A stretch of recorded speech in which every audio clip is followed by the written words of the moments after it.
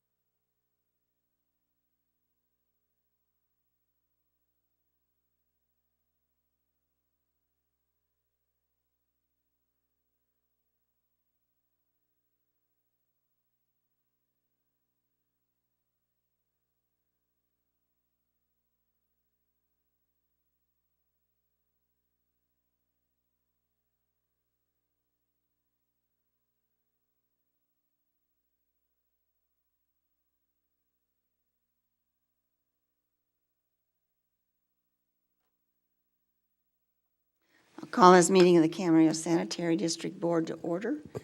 I'll ask the clerk to call the roll. Director Kilby, I'm sorry, is that me? Oh, sorry. Yeah, I'm here. Director Mulchay, That's me, I'm present. Director Tremblay, Secretary Santangelo, Here. Chair Craven. Here.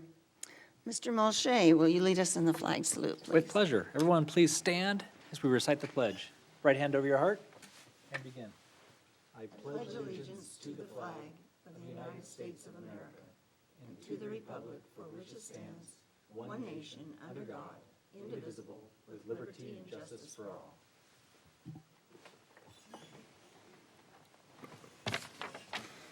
Are there any amendments to this agenda? Okay. Public comments. Is there any? I have no cards. Is there anyone who would like to speak to the Camarillo Sanitary District Board on an item that is not on the agenda? Seeing no one come forward, I'm gathering none of you would like to speak to the Camarillo Sanitary District Board? Okay. Seeing no one come forward, we'll move to the consent calendar. Move the approval. Is there a second? I'll second. Second it. I was afraid the consent calendar would die for lack of a second there. Please vote.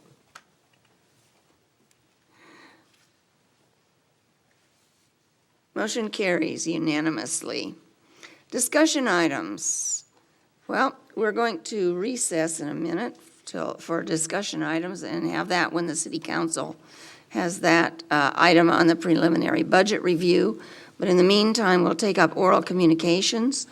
Do any of the board members have anything to report?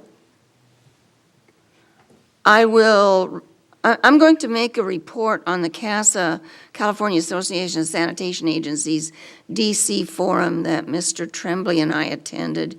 But I'm going to make that report when I make the council comments later. So with that, we will recess. And we'll come back to when the council takes up the budget item. And we will reconvene the Camarillo City Council meeting. Let the record reflect that all council members are still present. Do we have any amendments to this agenda? Seeing none, we will start off with presentations. And this is Red Cross Month. We have got a proclamation I'm going to present, and I have Ken Bauer, who's a member of the board of directors, and Tony Briggs, who's the CEO of the Red Cross Pacific Coast region here. And I will invite you two up.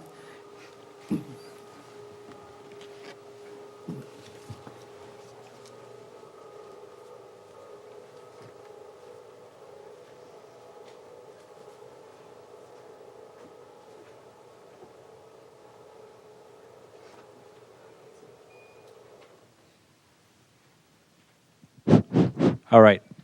All right, I know how to work. We're also Hey. joined by Noah Oh, Radley, no. board member Noah Radley. Radley. Noah Radley. Nice to meet you. Nice to meet you. Yeah, absolutely. All right. Your Honor, Yes. if they could turn around in front of that, then the camera can Oh, get. that's right. We do, in addition to all the people here in the audience, we also have the public viewing via TV land and the cameras there. So I mean, the American Red Cross, we have an office here in Camarillo. You guys are essential. There's so much good that you guys do. I'm going to read the proclamation because it actually sums up things pretty well. I just want to speak really quickly what the Red Cross does. You guys harness volunteers, donors, partners in turning compassion into action. You guys have been doing that for a very, very long time, both throughout the U.S. and, the world. I participate, and I think the Red Cross touches all of us in some particular way, in some fashion. For me, I rode for the Red late last year, out here in Camarillo, rode the 65 miler. Yeah, that it kicked my butt. I almost needed you guys to. Yeah, next year it'll be the 100 miler. But I think that was one of the best. Not only is it a great event, but I think it was one of your most well attended ride for the Reds. So, and that's terrific. All things considered, even in during a pandemic, you guys executed flawlessly. It was a great ride. I had to get my bike, my tire flattened or changed out twice. I didn't have very good luck. But you guys, they came by, the Rover, the car came by, filled my tire. I was off to the races. So in this day and age, Ukraine, you can't speak of what's happening in Ukraine. It's one of the largest refugee crises we've seen, particularly in Europe. We have, I think, over 1 million refugees now fleeing the war-torn country. And I know that the Red Cross has stepped up, and you guys have activated in trying to help those refugees and offering the help. And I'll let you guys kind of speak to that as well later. So I do want to speak. So we do have this proclamation. I want to briefly read this. So this is a proclamation of the mayor of the city of Camarillo, California, to the American Red Cross, recognizing American Red Cross Month. Whereas in the times of crisis, people in Camarillo come together to care for one another. This humanitarian spirit is part of the foundation of our community and is exemplified by the American Red Cross volunteers and donors. Whereas Clara Barton founded the American Red Cross, I think in 1881, the American chapter, turning her dedication for helping others into a bold mission of preventing and alleviating people's suffering. Today, we honor the kindness and generosity of the Red Cross volunteers in Camarillo who continue to carry out Claire's life-saving legacy. We dedicate this month to all those who continue to advance the noble legacy of the American Red Cross, who lived by Ms. Barton's words, "You must never think of anything except the need and how to meet it." So we are, for the March of 2022, hereby recognize, as I, the mayor, and with my fellow council members here, March being American Red Cross Month, and encouraging all Americans to support this organization and its humanitarian mission. So I will present this to you. We'll take a quick photo, and then I'll turn the mic over to you guys.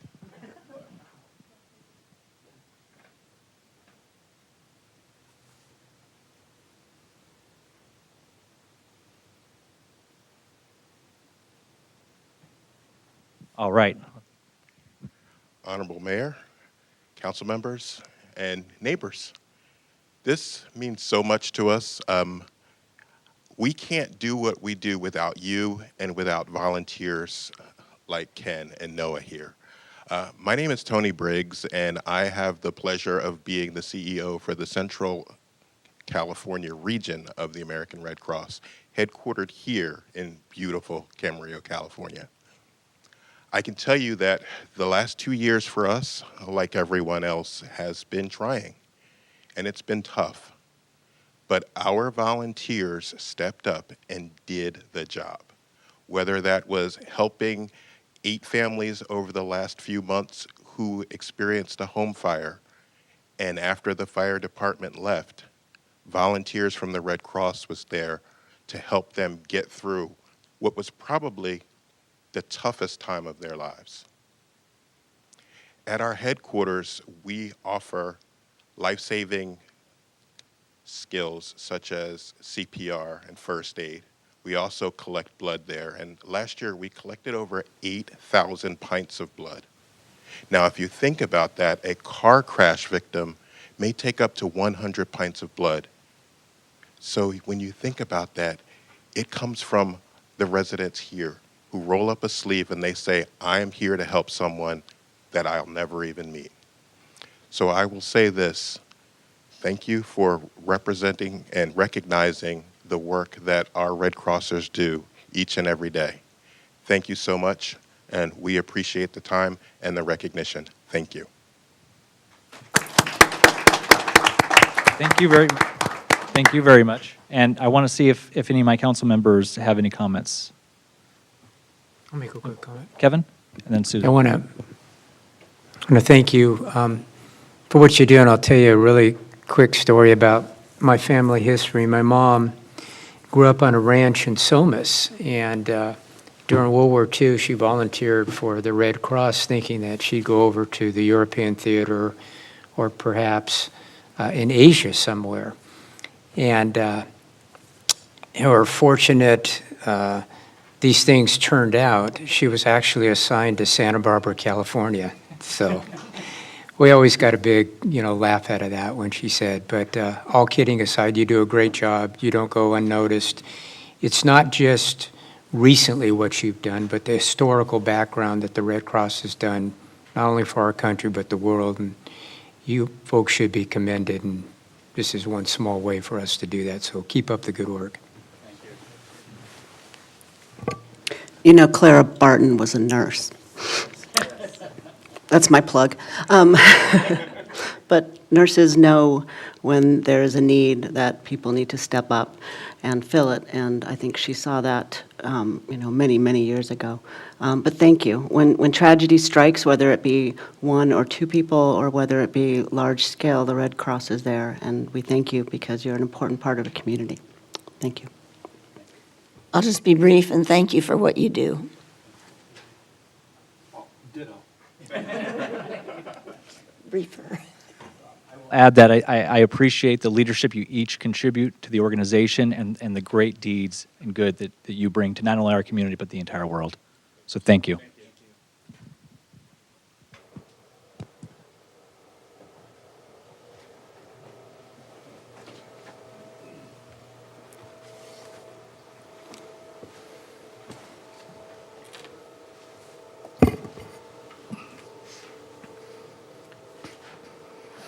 All right, we will move on to the consent calendar. Move the approval. I'll second it. Before we proceed, I have to make an announcement because I need to abstain on the vote on item M, as in Mary.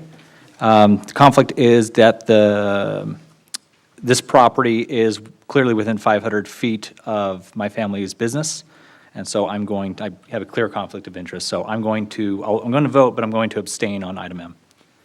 And with that, I had a motion and a second, so please vote.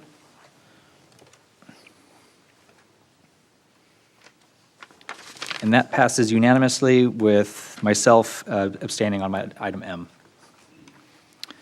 All right, that'll lead us into discussion items. Item P, fiscal year preliminary budget review.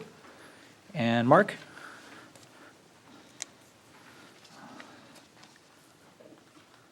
Oh, let me turn on your microphone. Thank you, Mayor, members of the City Council. My name is Mark Uribe. I'm the Finance Director for the city. And tonight we are going to do a brief preliminary budget review. This is a little bit different from the timeline we're used to. Typically, you won't see anything on the budget until the May workshop and then the June adoption. But this timing now will get you started at the very front end of the budget development process. We start off with revenues. We do some revenue projections that I'll go over in a little bit.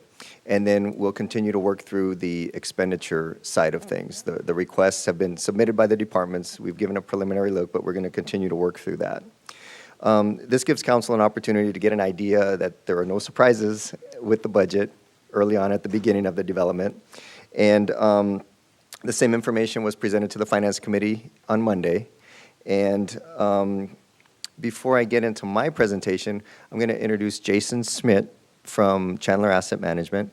And if you will recall, Jason does a quarterly economic update to the Investment Committee. And his information is very insightful, so we thought this would be a good opportunity for him to present something to the entire council as we start the budget development process.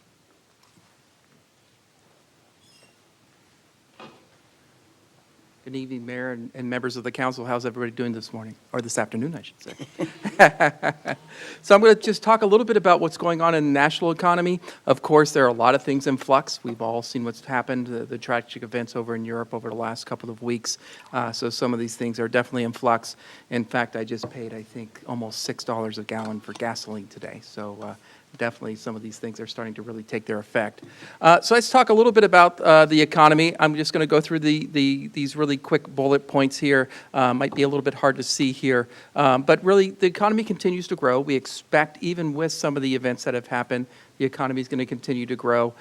We continue to have some tight labor markets. In addition to that, we have the Federal Reserve that will be meeting on March 16th. It will make its first interest rate increase, possibly 25 basis points, and then probably with a few to follow from that. I think that they're probably going to be a little bit more what we call dovish over that period of time, just because I think of some of the events in Europe have really want them to probably take a little bit more caution and things like that. And so we look at the economy, let's look at employment. So the graph on your left-hand side here is non-farm payrolls. The green line there is really the headline number. The dotted line there is the 3-month moving average. And what you can see is we continue to create jobs at a pretty good clip here. In fact, the last jobs report was about 678,000 jobs, which was well over what the expectation is. So the labor market continues to be very healthy. When you look at the right-hand side there, you can see that's the unemployment rate. The dark green line there is what we call the headline unemployment rate. The dashed line is what we call the underemployment rate. The underemployment rate is where you might have folks that are working part-time but would like to be working full-times. And what you can see there, if you look all the way back to February 2020, that was the start of the pandemic, remember? A long time ago. We're basically back there again. And I would say, we're pretty close, if not at full employment today. And we can see that with, the number of job openings that are out there, the inability to sometimes find employees to do jobs that are out there, and also some of the rising wages that we have at the same time.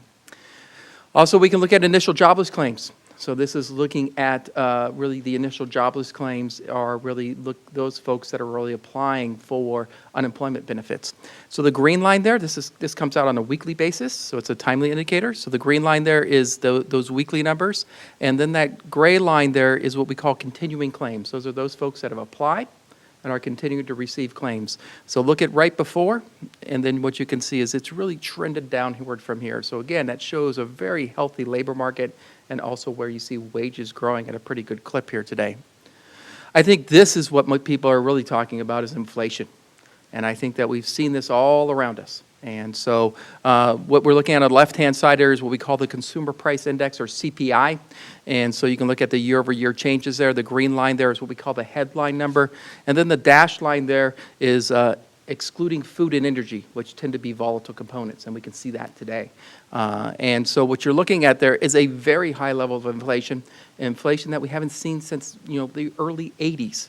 And so this is something that we're definitely watching on an ongoing basis. Some of these has to do with some of the supply chain issues that have been going on.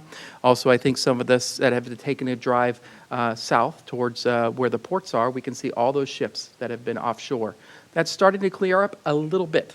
And so we're seeing a little bit better things that are happening over there. But I will tell you that the recent conflict that's happening in Europe is causing a whole nother set of supply chain issues, and that's energy prices. And we've all seen that, and we'll have to see how that all settles out. The news changes, basically on a moment-by-moment basis as far as what's going on there. But it is definitely going to contribute to continuing to have some of these higher levels of inflation. And then when you look at the personal consumption expenditures, so you can see the green line there is the headline, the dashed line there is X food and energy. And what are the personal consumption expenditures? It's another way of measuring inflation, and it's the Federal Reserve's preferred measure of measuring inflation. So they do take a mosaic, but you can also see that they used to have a target of around 2%. And so we haven't been around 2% here for a while. And so definitely the inflation rate is above what the Federal Reserve was expecting. And so that's why you're seeing them take the actions, or are going to take the actions this year, in order to increase interest rates and potentially bring that inflation rate down over a period of time. We will start to probably see some of the inflation ease a little bit here as some of the supply chains start to heal in different parts of the world. But of course, this is also in flux given what the current situation is today.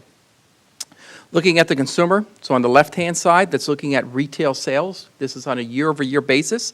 And so those numbers look pretty robust. This is going over the last 2 years.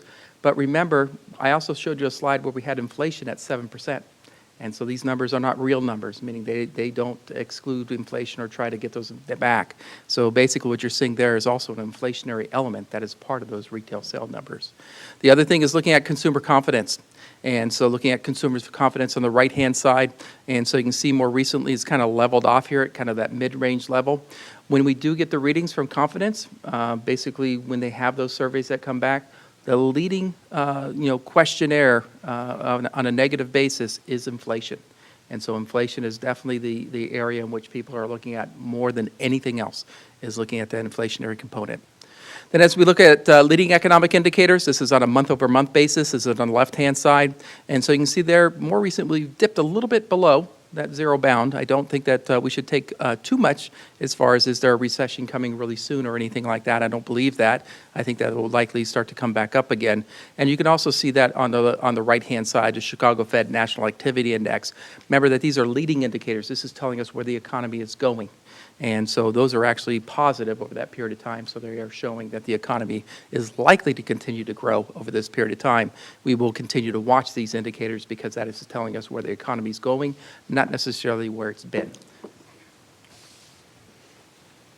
And then looking at housing, and so on the left-hand side, this is looking at housing starts. So the green line there is single-family homes, and then the gray bar above that is multifamily homes. And so what you can see is, yes, we are building more homes, especially if you look at that little dip that occurred during the pandemic, but we really don't have, as far as housing, the kind of oversupply that we saw 06, 07 that led to the 08, 09 recession. And so on what I think is more interesting, probably one of the most interesting things that we've seen during this pandemic era is looking at the right-hand side. This is the S&P Case-Shiller 20-City Composite Home Price Index. This is looking at year-over-year changes. And when's the last time that you've seen housing prices go up 20% on a year-over-year basis?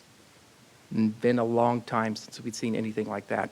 We are starting to see it come down, meaning the rate of change on a year-over-year basis. Just because it's coming down a little bit, that is coming down, doesn't necessarily mean housing prices are going down.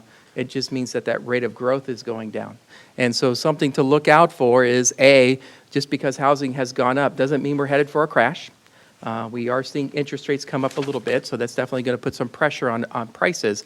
But when I look at the supply piece of the equation, there's not a whole lot of housing stock that's out there. So anybody that's gone out to look for a house recently, it's all about trying to find the house, not necessarily about if you can afford it or the financing, but I think it's about trying to find the houses too that are out there. So I think that's something to keep in mind. How does that really affect you? Think about your tax increment, property tax.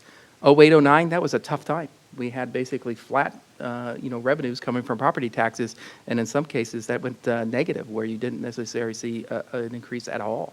And so I don't think that in the housing market, which property tax makes up a big portion of your budget, you're not necessarily going to see that this time around, even though we have housing prices at what we would consider to be pretty high levels at this point. Looking at manufacturing, so this is looking at the Institute of Supply Management on the left-hand side. Anything above 50 is increasing. Anything below 50 is decreasing. Manufacturing sector is still doing pretty well.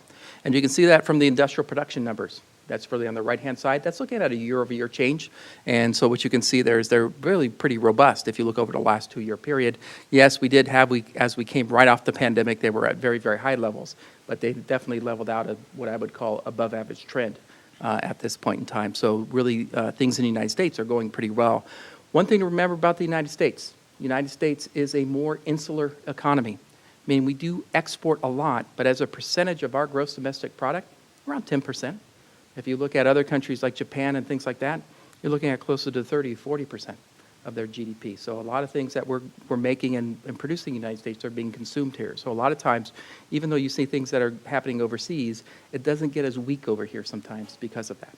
And so just remember that as you're kind of looking at things from maybe a broader perspective. Looking at gross domestic product. So this is looking through 2021. So looks at the table on the left-hand side, looks over the last 4 quarters. And what you can see here is basically on the very bottom there, that's the annualized quarterly rate. So it was 6.3, 6.7 in the second quarter. The third quarter dipped down a little bit, 2.3, but then we came roaring back, which was around 7%. This is good growth. This is above average trend, if you look over the last 20, 30 years. The other thing that you can see on the right-hand side is really the graph with the bars. The green line there is the quarter-over-quarter changes. The maroon line there is the year-over-year change. Notice that we came off of those pandemic levels. You can see that those big bars over there, and it's really started to trend that way, and it's really not necessarily looked back, meaning that we've seen and continue to see a above average trend as far as it looks at GDP growth. And with that, I can take any questions you may have. Do we have any questions? I have a question. Kevin? Yeah, thank you for being here, Jason. Appreciate it. So I just want to make sure that I heard. So we import more goods than what we export. Is that what you said? We actually we export about 10% of our GDP is made up of exports. And so we do have a lot of imports that come into this country, but if you think about everything, the totality of what's happening in the United States, think about utilities, think about all the goods and services that are produced, our economy is around 11% as far as we've been looking at exports. We do have a trade deficit, meaning that we import more than what we export when you just look at the import-export component of our economy. Just kind of quickly about the housing starts. I know there's been a big push, not only nationally but regionally.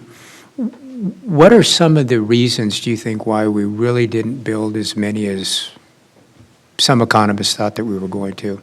I think there's a couple of different reasons that have happened there. First and foremost, I think that the 08-09 recession, given that really housing was the epicenter of that, really, if you look at companies and things like that, they really did not get over their skis, for lack of a better term, when they were looking at housing over that period of time. Also, it's somewhat of more of a generational scarring that's gone on in the sense of some of the housing. We also have a lot of regulations that are going on today, too. If you look at some of the regulations and the added cost to that, and then also, if you look in California, we're seeing where we're starting to see other states and things like that, where their economies are growing much, much larger than ours. But from a national perspective, I would say that there was a global scarring that went on. And if you look at that as far as looking at the number of homes that are being built, that was also part of that. Okay. Thanks. That's all I have. Thank you. Any other questions? I had one question for you. Oh, I'm sorry, Charlotte. That's okay. Okay. There's some talk, or like in the news, where they talk about kind of this, well, I'll call it pinching effect, where you have inflation going up, you have the Fed looking to raise interest rates, and that the Fed may be raising interest rates. They may be looking at raising interest rate too much, too fast, and then marry that with what's going on from a geopolitical standpoint. That may swing us, the pendulum may swing and somehow inadvertently push us into like a recession. General thoughts on whether there's anything to support that? I would say yes. There is some argument out there for that. So what traditionally they call that is a policy error, meaning that the Fed raises interest rates so much that it induces a recession. And that recession then is something that we have to find our way out of, and that whole cycle progresses again. And so some of the talk out there today is, if a lot of this inflation is related to supply chain issues, can the Federal Reserve help supply chain issues? What are their tools that they have? They raise interest rates, they control the money supply, and so does that really affect supply chain issues? Maybe, in the sense that if you raise interest rates enough, you can slow the economy down. That's essentially what they're trying to do. And when they do that, essentially they'll curb inflation over that period of time. But what happens is they have a very fine edge that they have to play on. They're actually in a pretty bad spot today, in the sense that they have rising inflation that they haven't seen historically since the 1980s. And I think some of us can look at the interest rates from the 1980s and remember that was 15-20% that you saw in interest rates. I don't see us going there anytime soon. But remember that was because you had such high levels of inflation, and they really wanted to ream that out of the system. And how they did that was really to put the economy into a very deep recession at that period of time. And so what I do think is that the Fed has come off of some of their rhetoric of how much they will raise interest rates and at the pace they were going to do that. And the reason being is some of the things that are happening in Europe, because definitely that is going to have a global impact on trade. You just can't have oil go from $60, $70 a barrel, which was pretty high, even when we were seeing it go there, up to $120 a barrel, which we saw yesterday. And we're seeing gas prices. That has a numbing effect on the economy. Here in the United States, we'll be a little bit more insulated from some of the inflation related to energy. If you think about natural gas, the U.S. has a plentiful supply of natural gas. Actually, we're an exporter of natural gas. As far as oil, I know there's a lot of talk about we're not buying Russian oil, but when you net all of that out, the U.S. is basically energy independent at the end of the day, meaning that we have enough supplies of oil. It's just a matter of kind of where it comes from, and some of those things are netted. Go over to Europe, very different story. And so, but where other countries start to have weakness, we are also going to feel that weakness because definitely they're buying some of our goods and services on an ongoing basis. So yes, to answer your question in a very short, there is the possibility of that happening, and definitely that's a narrative that's being played out in the market today. Thank you. I appreciate the insights. No other questions? I have one if I might, Okay, Kevin? since you're here. From an economic point of view, can you grow an economy without having inflation follow suit? You can, but not at the levels that we were growing the economy at. So we grew the economy, if you think about it, through kind of 2010 all the way up to where we were before the pandemic, but we were growing at a very low pace. What we did see is that the economy really boomed right after the pandemic for a variety of different reasons. One is that we got economic growth at such a very low level. The second piece of that is the amount of fiscal stimulus that was in the system, too, at the same time. So you can grow it at a very low level of inflation, but I think once you get to certain growth rates, and depending upon what that's from, you start to get some sort of inflationary elements. But one thing to remember, pre-pandemic, or right before the pandemic, inflation was about 1.5%, 2%. And so that's what we were at in the 2010s. In the 2000s, inflation was a little bit higher. In the 1990s, it was a little bit higher. It's not, it's not normal to have 7% inflation, but I think if we settle down here around 3, maybe even 4% inflation, we've seen the economy grow at a pretty decent pace when you've even seen that amount of inflation. What is different is where interest rates and some of these other factors are when you have a little bit higher, inflation rate in the system. And that's embedded for a long period of time. So we'll have to see kind of what transpires through the interest rate markets and how that's going to affect different industries and things like that. Thank you. Appreciate you being here. All right, thank you very much, Jason. I appreciate the presentation. All right, thank you very much. At this point, I need to call the Camarillo Sanitary District Board back to order. Okay, thank you. Jason pretty much set the tone for the economy, and what we've seen, as he mentioned, is we saw a very strong recovery during this year, and most economists are forecasting that to continue through the end of 2022. Then when we start getting into 2023, 2024, expect to see a more gradual growth rate in the 2 to 3% range that we've been seeing historically pre-pandemic. So what I'd like to go over tonight is a little bit of the revenue trends and preliminary budget projections on the revenues.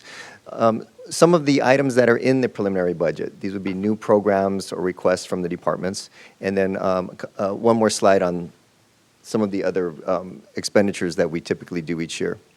So with the revenues, general fund, property tax and sales tax, those first two lines are by far the largest revenues to the general fund. Combined are about 70% of the total revenues to general fund. For the fiscal year 2023, next fiscal year budget projection, that's that green shaded column. Property tax at $16.98 million. It's about a 2.7% increase over where we expect to end this current fiscal year. And if you recall, property taxes were largely unaffected by the pandemic because property values were set. We actually saw a pretty strong housing market during the pandemic. With the sales tax, again, very strong sales tax numbers in this recovery. The projection for next year, 16.5. We work with our consultants on both of these projections, and the number 16.5 million projected for next year's budget.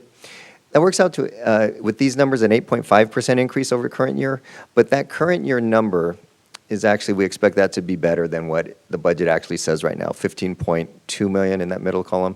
We expect it to be closer to 16 million when we end this fiscal year, so that when we project out to next fiscal year, it's more like a 3% increase year over year. On those franchise fees, a slight decrease, a dip there. That's primarily cable franchise fees. What we're starting to see, the trend this year is a slight decline. We're attributing that to folks moving more towards streaming services. When we look at the transient occupancy tax, the next largest revenue source to the general fund, slight increase is projected, 2.3%. We really starting to see those travel industries recover. And as part of that, the hotel taxes are recovering, and we expect that to continue on into next fiscal year, but at a slower pace. When we talk about building permits, those are predicated primarily on building activity, development activity.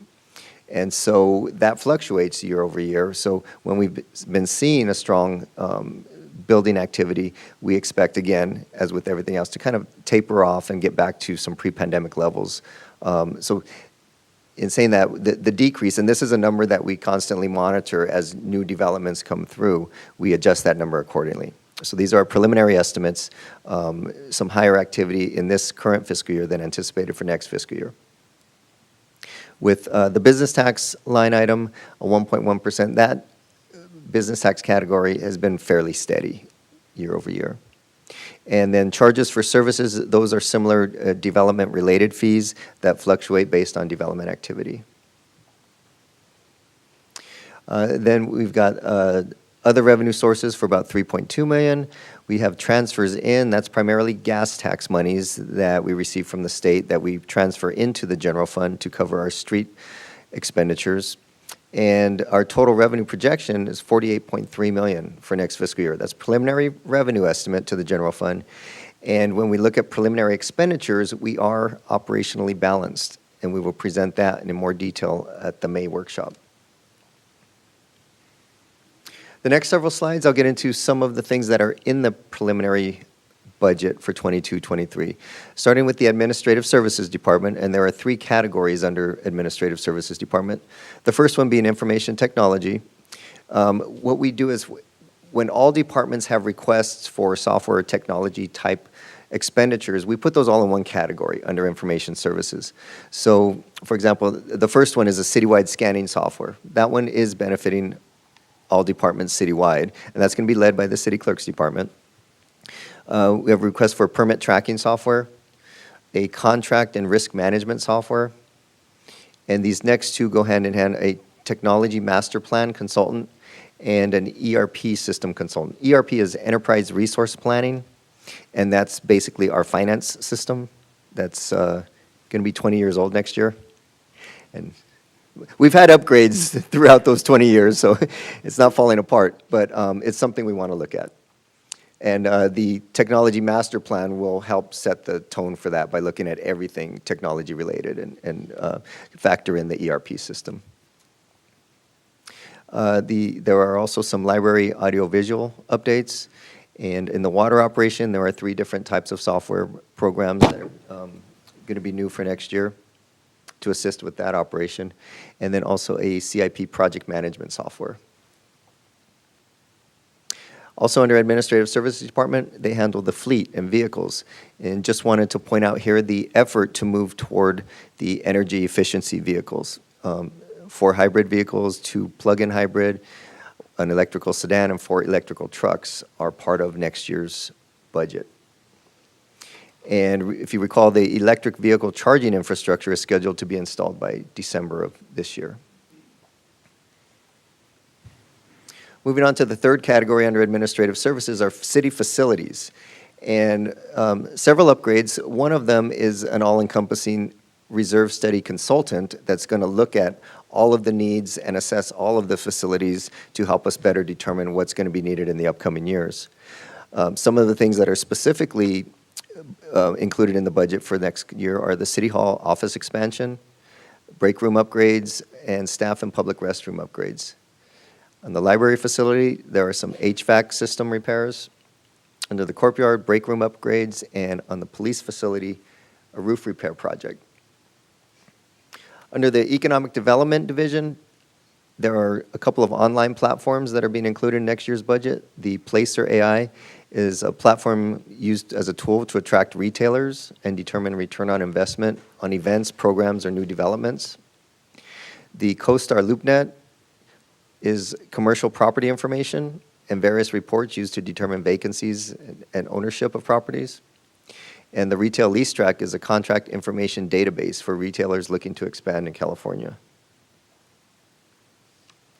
Under the Public Works Department, there is a master plan of drainage study that was last updated in 1998 that needs a refresh. And that's to determine necessary storm drainage improvements related to land development and capital improvement projects, and to identify any remaining required improvements. And then under the Traffic Division, there was a study of a communication upgrade plan. This next slide talks about some of the city-sponsored programs, and there is a list here that has a 4-year history, and then the last column there is the preliminary budget for 22-23, so I'll focus on that column. That first line there, the CSU Channel Islands Scholarship Fund, that was a request that came in, but it was put in as a placeholder, but staff will continue to work through with the college to determine the specifics of that program. Then the Boys and Girls Club Youth Employment Services is something that we fund every year and is included in the preliminary budget for next year. The Economic Development Collaboration and the VC EDC Film Liaison are continued programs. The Cable Television Services is a continuing program, as well as the Camarillo Healthcare District Senior Meal Delivery. Now, the reason there are 2 years that show blanks in there, that's because the funding was coming from another source and not the general fund.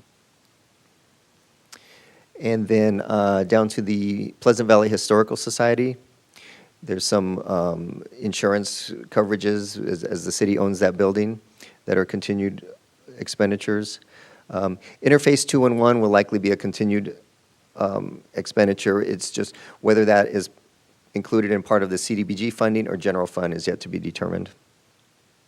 And then the community service grants, the second one from the bottom, that 71,700 number is a calculation per policy, and we'll be bringing back the applications and recommendations to council at the next meeting. We have discussed those with the finance committee, and we'll be bringing those back at the next meeting. And then that last line is the community artwork program. This was something that came up during the goals and objectives session. And this number is just a placeholder at this point because the details have yet to be developed and determined through discussions as we move forward. But more information will be coming as we get closer to the May study session. Yeah, I'll pause there for a second if there are any questions. Charlotte?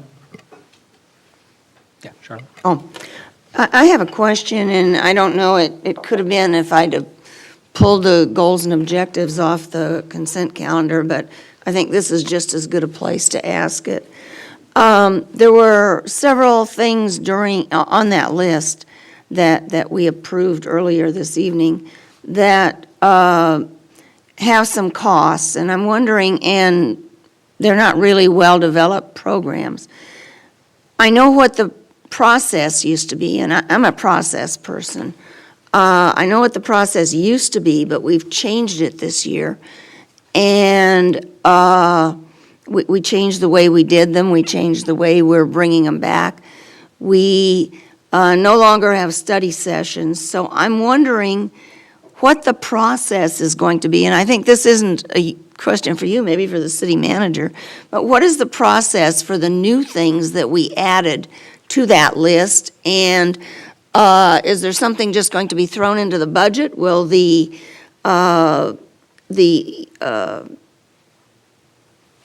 projects, the goals, whatever we added, will they be refined more and brought to us for discussion? What's the process here?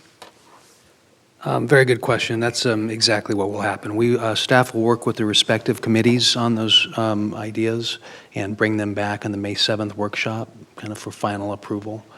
But between now and then, we'll continue to work with the committees to develop that program or those ideas and bring that back to you. So that then at the May 7th budget workshop, there'll be time allotted for us to discuss the projects, or are they just a line item in the budget for us to discuss? That'll be the time in which you can discuss those items, yes. Okay, thank you. Any other questions?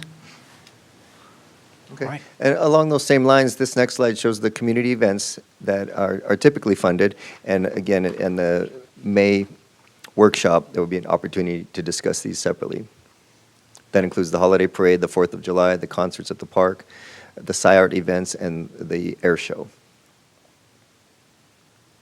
So, as I mentioned, the May 7th would be the proposed budget review workshop at the library, and then June 8th is scheduled for consideration of adopting the 2022-23 budget. So that concludes the presentation, and I'm available for any other questions. Any additional questions from Mark or staff? No? All right, Mark. Thank you. All good. Thank you very much. That was informational only, so there's no action needed on behalf of the council. Next, we're going to take up item Q, the Clean Power Alliance default product rate.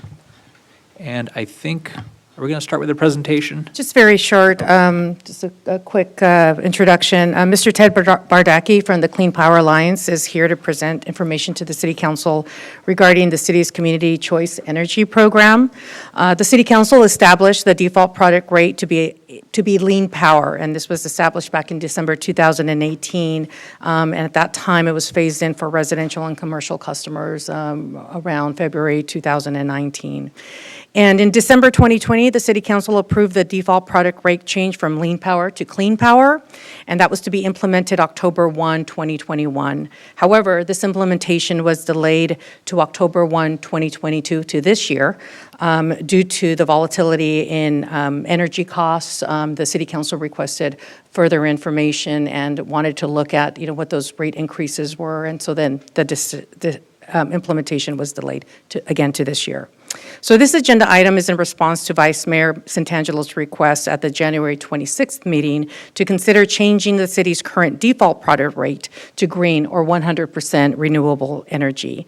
A decision that, if approved by the City Council, must be communicated to CPA by March 15th for an implementation on October 1, 2022. So a decision for this change would replace the decision that was made prior to with the implementation expected this year. Should the City Council approve this action, it is recommended the City Council provide direction to staff and authorize the City Manager to notify the CPA Board by the deadline of March 15th of their decision. So with that, I'll turn it over to Mr. Bardacki. Thank you. Great summary of where we're at. I think this is my third time in the last 6 months as you're before you, as the previous economic trends guy talked about. This is an interesting market that moves, can move up and down as we get closer and closer to particular points in time. The information gets better and more refined, and so I'm really pleased to be able to come before you now with some sort of more precise estimates about where we will be with at rates come October, which I think is really what some folks are very based on what I was here last time, really looking at for where we would be in October when this default change occurs for clean or potentially for 100% green. So just with that, I know you all know this, but for the members of the public tuning in, Clean Power Alliance, we're a non-for-profit energy provider, electricity provider, the default provider here in Camarillo. We offer clean power at competitive rates. We purchase the energy, put it on the lines, Edison delivers the energy, and people have two line items on their bills. It's still the same Edison bill, but one line item goes to Edison for the lines and wires. The other line item goes to us for the actual electrons. Those two line items actually existed before we were in service here in Camarillo, but they were bundled. And when we talk about a bundled customer, that's someone who's with Edison for both energy and infrastructure. Clean Power Alliance, we're a 32-member agency joint powers authority across Los Angeles and Ventura counties. Here in Ventura County, we serve all the unincorporated Ventura and all cities in Ventura County except for Port Hueneme, Santa Paula, and Fillmore. So 90+% of all electricity delivered in Ventura is supply that we supply. About 1 million customers. We're the largest CCA in the state. We've now become the 5th largest electricity provider in the state of California. We'll probably do, somewhere around $850 million in revenue this year. One thing that has happened based on decisions made by city councils across our service territory is we now have more customers on 100% renewable energy plans than any other utility in the country. So we're supplying more renewable energy, again, more than any utility in the country, but also certainly here in California. And in addition to the choice of rates, we do offer local community programs above and beyond those offered by SCE. Our customers are still eligible for those SCE programs as well. This again is just a little bit more background, but I do like to plug it for our customers here. We do, for our low-income customers, have a Powershare program, where we offer 20% discount to low-income customers to get the 100% renewable energy rate. That's there are some specific guidelines about how you qualify for that one, but it's out there. Power Response, we're paying now customers up to $200 a year to reduce their energy usage in peak times, that is between 4 and 9 p.m., if they'll let us essentially control their thermostat for a couple of, about up to 12 times a year during times of high demand. We have incentives for publicly available EV charging stations. Great to see the city installing those. Our almost $10 million investment in Ventura County was the single largest investment in that EV infrastructure to date.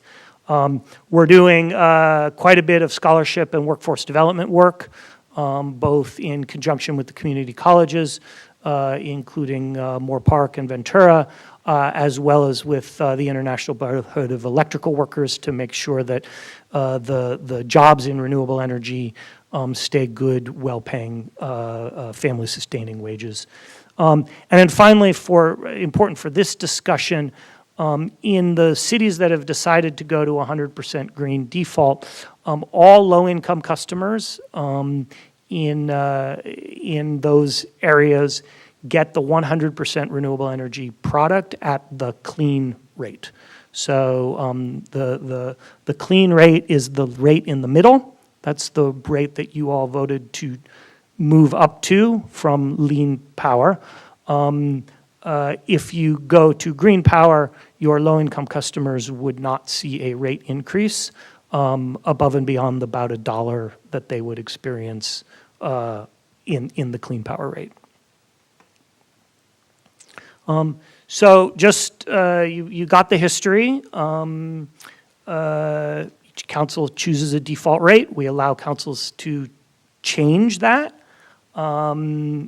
There's the history. I'll just note that most customers, and we've seen this across the board, whether it was an original decision or a decision that moved, tend to stick with the default rate that the customers, that the city councils choose. People do opt out when a default change happens. People do opt down. That does happen. In our most recent 3 cities that changed their defaults this past year, it ranged between 2 and 3% of customers either opted out or opted down.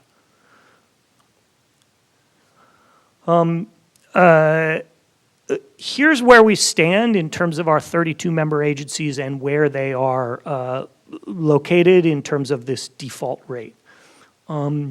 We've now got 15 communities, or almost half, already at the 100% green rate. We started out with 10. In our first year, 2 more moved from clean to 100% green. And then this past year, 3 more moved, 2 from lean and 1 from clean, up to 100%. That's how we got to 15. In this past year, beginning in December and then now moving into January and February, we've had 5 more jurisdictions move to the 100% green level beginning in October of 2022. So that is the city of Hawthorne, Beverly Hills, Claremont, Redondo Beach, and then the big one, which is Los Angeles County, which comprises about 30% of our customer base. So when all is said and done with just these 5, we'll have in the neighborhood of 2/3 to 3/4 of our customers will be on the 100% green rate, if history repeats itself in the fact that most people will not make a change after the default. And again, I'll note the low-income customer base. I remember last time I was here, Councilmember Kildee, you asked, why are they doing this? And I'll it was a great question, and I've been asked it more, and I'm going to sort of repeat the answer of what I see, because I've been doing this now several times, presenting to a number of councils. So the first thing that, and I'll say this saying that I'm not here to advocate one or the other. Institutionally, Clean Power Alliance, we don't benefit financially one way or another. As an institution, it doesn't hurt our risk management. Where we believe in advancing decarbonization, but from an institutional perspective, from a financial perspective, it doesn't matter to us what default rate you are on.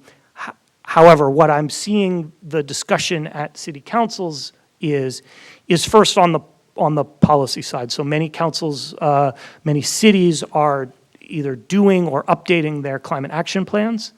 And they see that when it's all said and done and they have the options in front of them, the easiest and most cost-effective way for the cities to reduce their local environmental footprint or their local GHG footprint is through a default change. You don't have to build anything.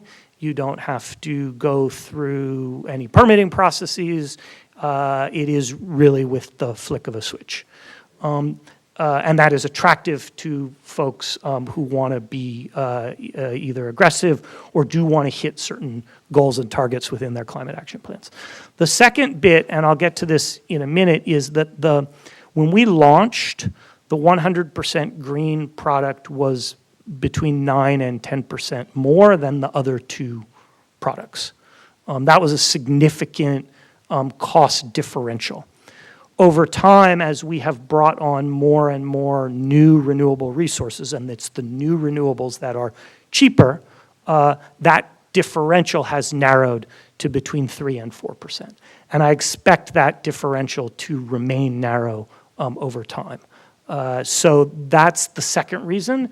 It was pretty far out there for a number of cities to say, oh, we're going to launch at 100% green at 9 or 10% premium. But now as it gets to between 3 and 4, that seems to be more palatable to some of these cities.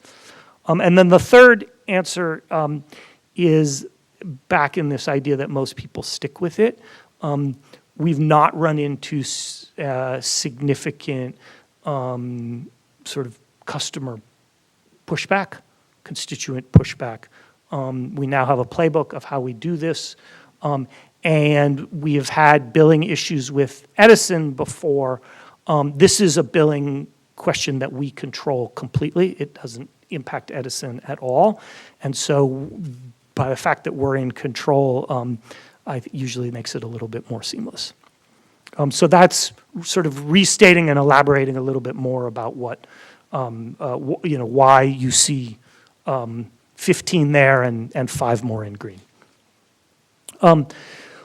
Regardless of what default change you do in October, I did want to cover some customer communications about what we do, so and how we collaborate with the city. So first of all, sort of on us, we send out 2 postcards, one that takes place before the default change and one that takes place after the default change, or in that month that the default change is occurring. Here are some examples of those cards. The September card talks about what's happening, the bill impact, the environmental impact, why,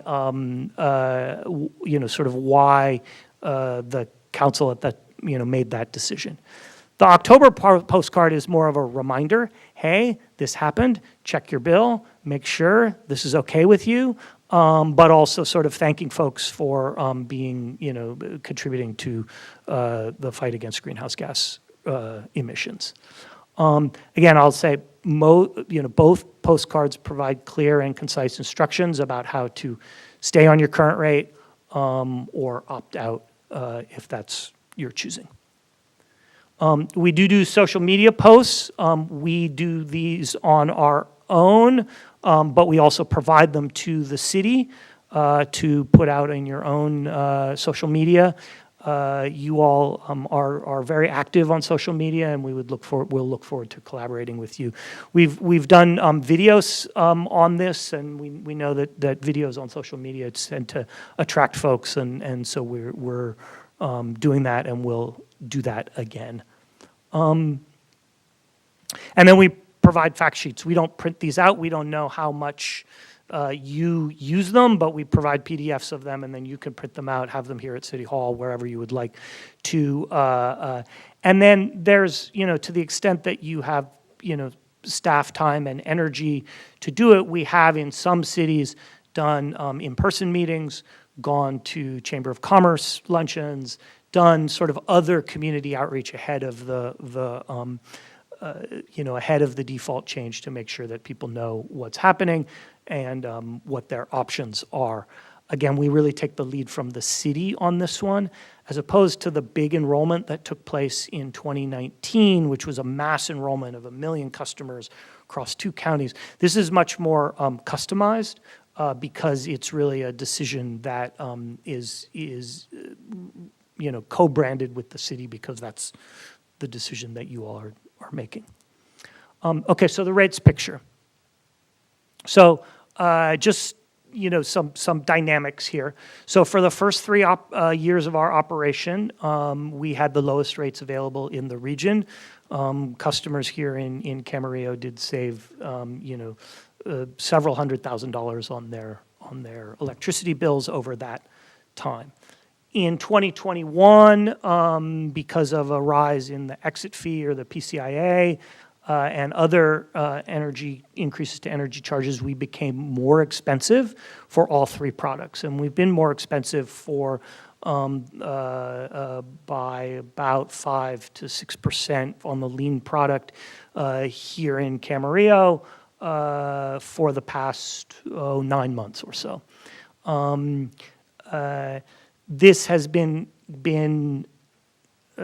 combined with a rise in Edison's delivery rates of about 18% over the past 12 months.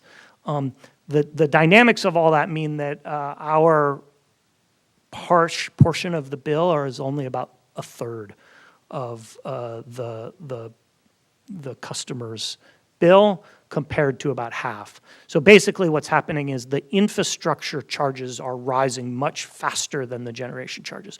We're actually trying to push those generation charges down, but we can't push them down faster than making up for the infrastructure side of the bill. All of this to say is that cost comparisons fluctuate over time. You can choose any single point in time and one rate or another will be more or less expensive. And that's kind of what's happening now. On March 1st, so 9 days ago, that wonderful PCIA or exit fee dropped 85%. And that means that no action on our own. Clean Power Alliance customers for the next few months will be getting a 6% rate cut equal to about $11 a month. So our customers are getting back quite a bit of the additional costs they paid over the last year. I'll say that when the rates were 5-6% higher during these 9 months, we did not see significant opt-out activity across our region or here in Camarillo. So the other thing that happened on March 1st is that Edison's generation rates went up 18%. I think the last time I was here, the first time I was here in October or something, I said, yes, we're more expensive now. We think Edison's rates are too low. It turned out that they were. They missed their mark by $700 million this year. So that means that the rates this year are making up a $700 million under collection, which is why they had to raise rates 18%. So we've got this dynamic of we've got a significant rate cut for the next through July 1st. And then the board is now in discussions about where to set our rates for fiscal year 21 or 22-23. I've put a chart up there. This is indicative because the board just got its first presentation. Susan, was it last Thursday?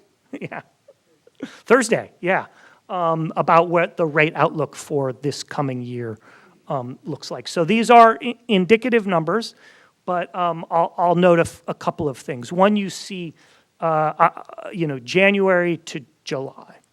This would be post our rate determination this coming year. So Edison, its base rate, 161 to 173, pretty significant increase there. We think that our rates in terms of total typical bill will be pretty much where they were in January. Pretty flat in terms of the total bill after our rate determination. What's really flipping is the competitiveness. So you'll see in this one we're looking at 1 to 2% discount for lean, somewhere between 1% discount and parity for clean, and about a 2.5% more expensive than Edison's base rate for the 100% green product. Again, these are early guidance, indicative. I don't expect it to fluctuate too much outside of this, but one thing that I'll note is, the board has talked a lot about providing rate stability, and this shows there. The other thing that you'll note is that narrow differential between the three products has remained. It's 4.5% at most between the lowest priced product and the highest priced product. This is in your staff report, so I'm not going to run through it too much. But the impact of going to from the lean to 100% green is more on GHG is more than double from the. Let me start over. The impact of going from lean to clean, 120 million pounds, and then the impact from lean to 100% green, 278 million pounds, or more than double. Again, the customer cost, about a 1% bill increase for clean power and 4% to go to clean power, and about 4% to go to 100% green. A reminder that low-income customers, about 20% of which of our customers in Camarillo are on care or FARA or medical baseline. And then there's the city costs, about 10 grand more to go to 100% green for the accounts that you currently have with CPA. Do want to note on the care and FARA and medical baseline, these are programs people apply through Edison. They have a very high uptake rate. And the reason they have a high uptake rate is they are income qualified, but you do not have to submit income verification if you've already done so through a number of other income qualified programs, including SNAP, which is the food stamps. If you or your family qualify for reduced or free priced lunch, That's an automatic pass into the CARE or FARA program. There's a number, WIC, a number of the programs that are income qualified. They're set up here in the utility business to not require anything. Show your WIC card, your food stamps eligibility, and you're automatically enrolled into CARE or FARA. So very high uptake amongst those programs. And then just to conclude, under either scenario, clean or 100% green, customers are able to opt down, stay on the lien rate. They can also opt out of CPA and return to SCE service. One of the things that I believe is really interesting about a default rate change at any time is it does remind customers that they have that choice.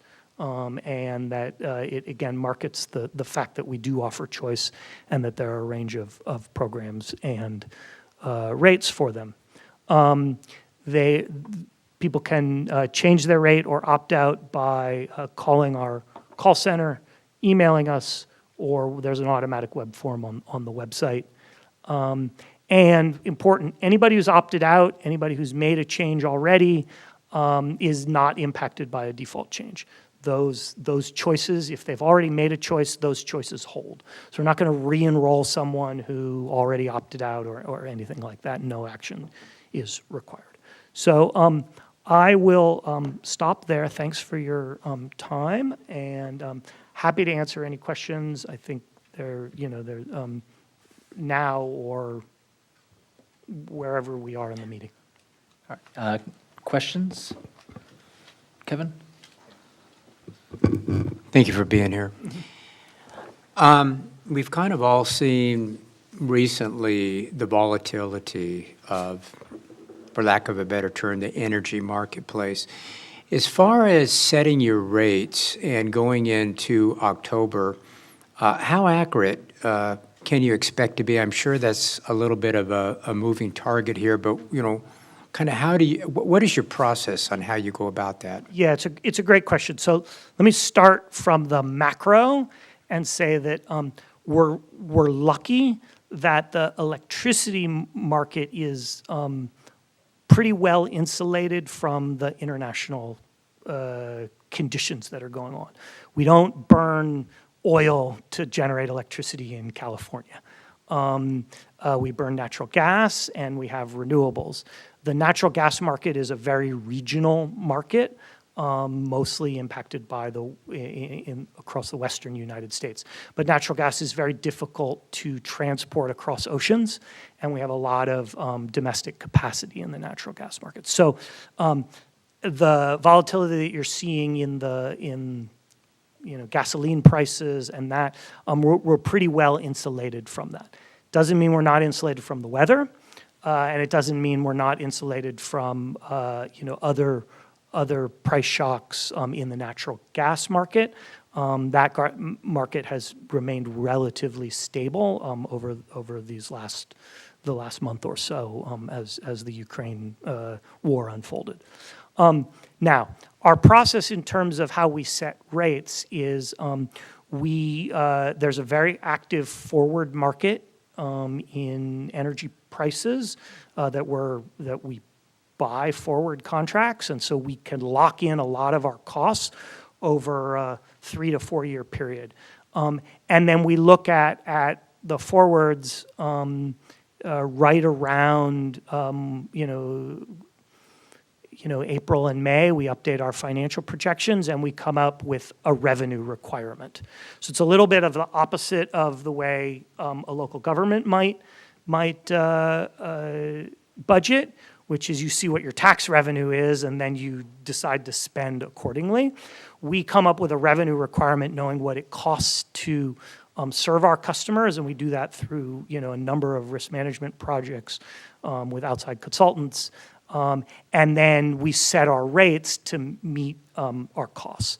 So we're pretty good by now at the closer we get to the rate setting process of knowing what our costs will be in the coming year. Those can always be disturbed by weather events. So that just, again, it's a commodity market, which can, fluctuates with the weather. But we know that the rates we set will cover the cost of service going forward. And as we build more and more reserves, we're able to rely on those reserves to cushion any unexpected impacts. So does that? That suffices my question. Okay. Thank you. Yeah. All right, other questions? All right, Ted. All right. Great job. Thank you very much. Yeah, of course.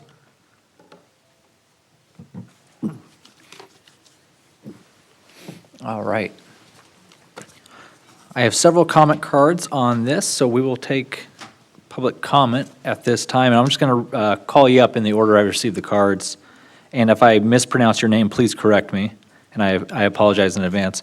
Jan Dyfrick, you are up. And Pat Brown, you are on deck. Your lectern mic is on, and just so everyone knows, the clock will set for 3 minutes. It'll count down once you start. When you get to 1 minute, you're going to see the light turn to yellow. You can continue on, and then once it gets to 0, you'll see a red light, and then at that point, you need to conclude your comments so we can keep it brisk and be fair to everyone. Thank you, Mayor. City Council. I represent the 350 Ventura County Climate Hub. 1,200 members in the county and 75 in your city. Several who sent comments to you in the last day or so, supporting the motion to move up your default to the 100% clean energy. We appreciate Councilman Trembley's leadership 4 years ago that led to your joining Clean Power Alliance. And now you have this opportunity to take a step that aligns with all kinds of trends that support a decision to go to the 100% for your renewable energy. I would add something that Mr. Bardacke didn't mention, and maybe he could correct me, but I see in addition to meeting our greenhouse gas reduction goals, that there is a potential for improving resilience through more investment in local clean energy generation. Definitely, Clean Power Alliance has demonstrated a capacity to invest in local and also to meet the increasing demand for clean energy. As you also saw, Clean Power Alliance is experienced at helping customers who don't want to pay the 4% premium for 100% clean energy to opt down. But even at the former 9% premium, the data shows that low-income people are likely to stay at the clean energy tier. You know, people want to do what they can to address the climate crisis, and there's nothing so easy and affordable as having your city help you set your rates at the 100% clean energy. It builds morale when we know that our city and all of our neighbors are all aligned in wanting to reduce greenhouse gas emissions.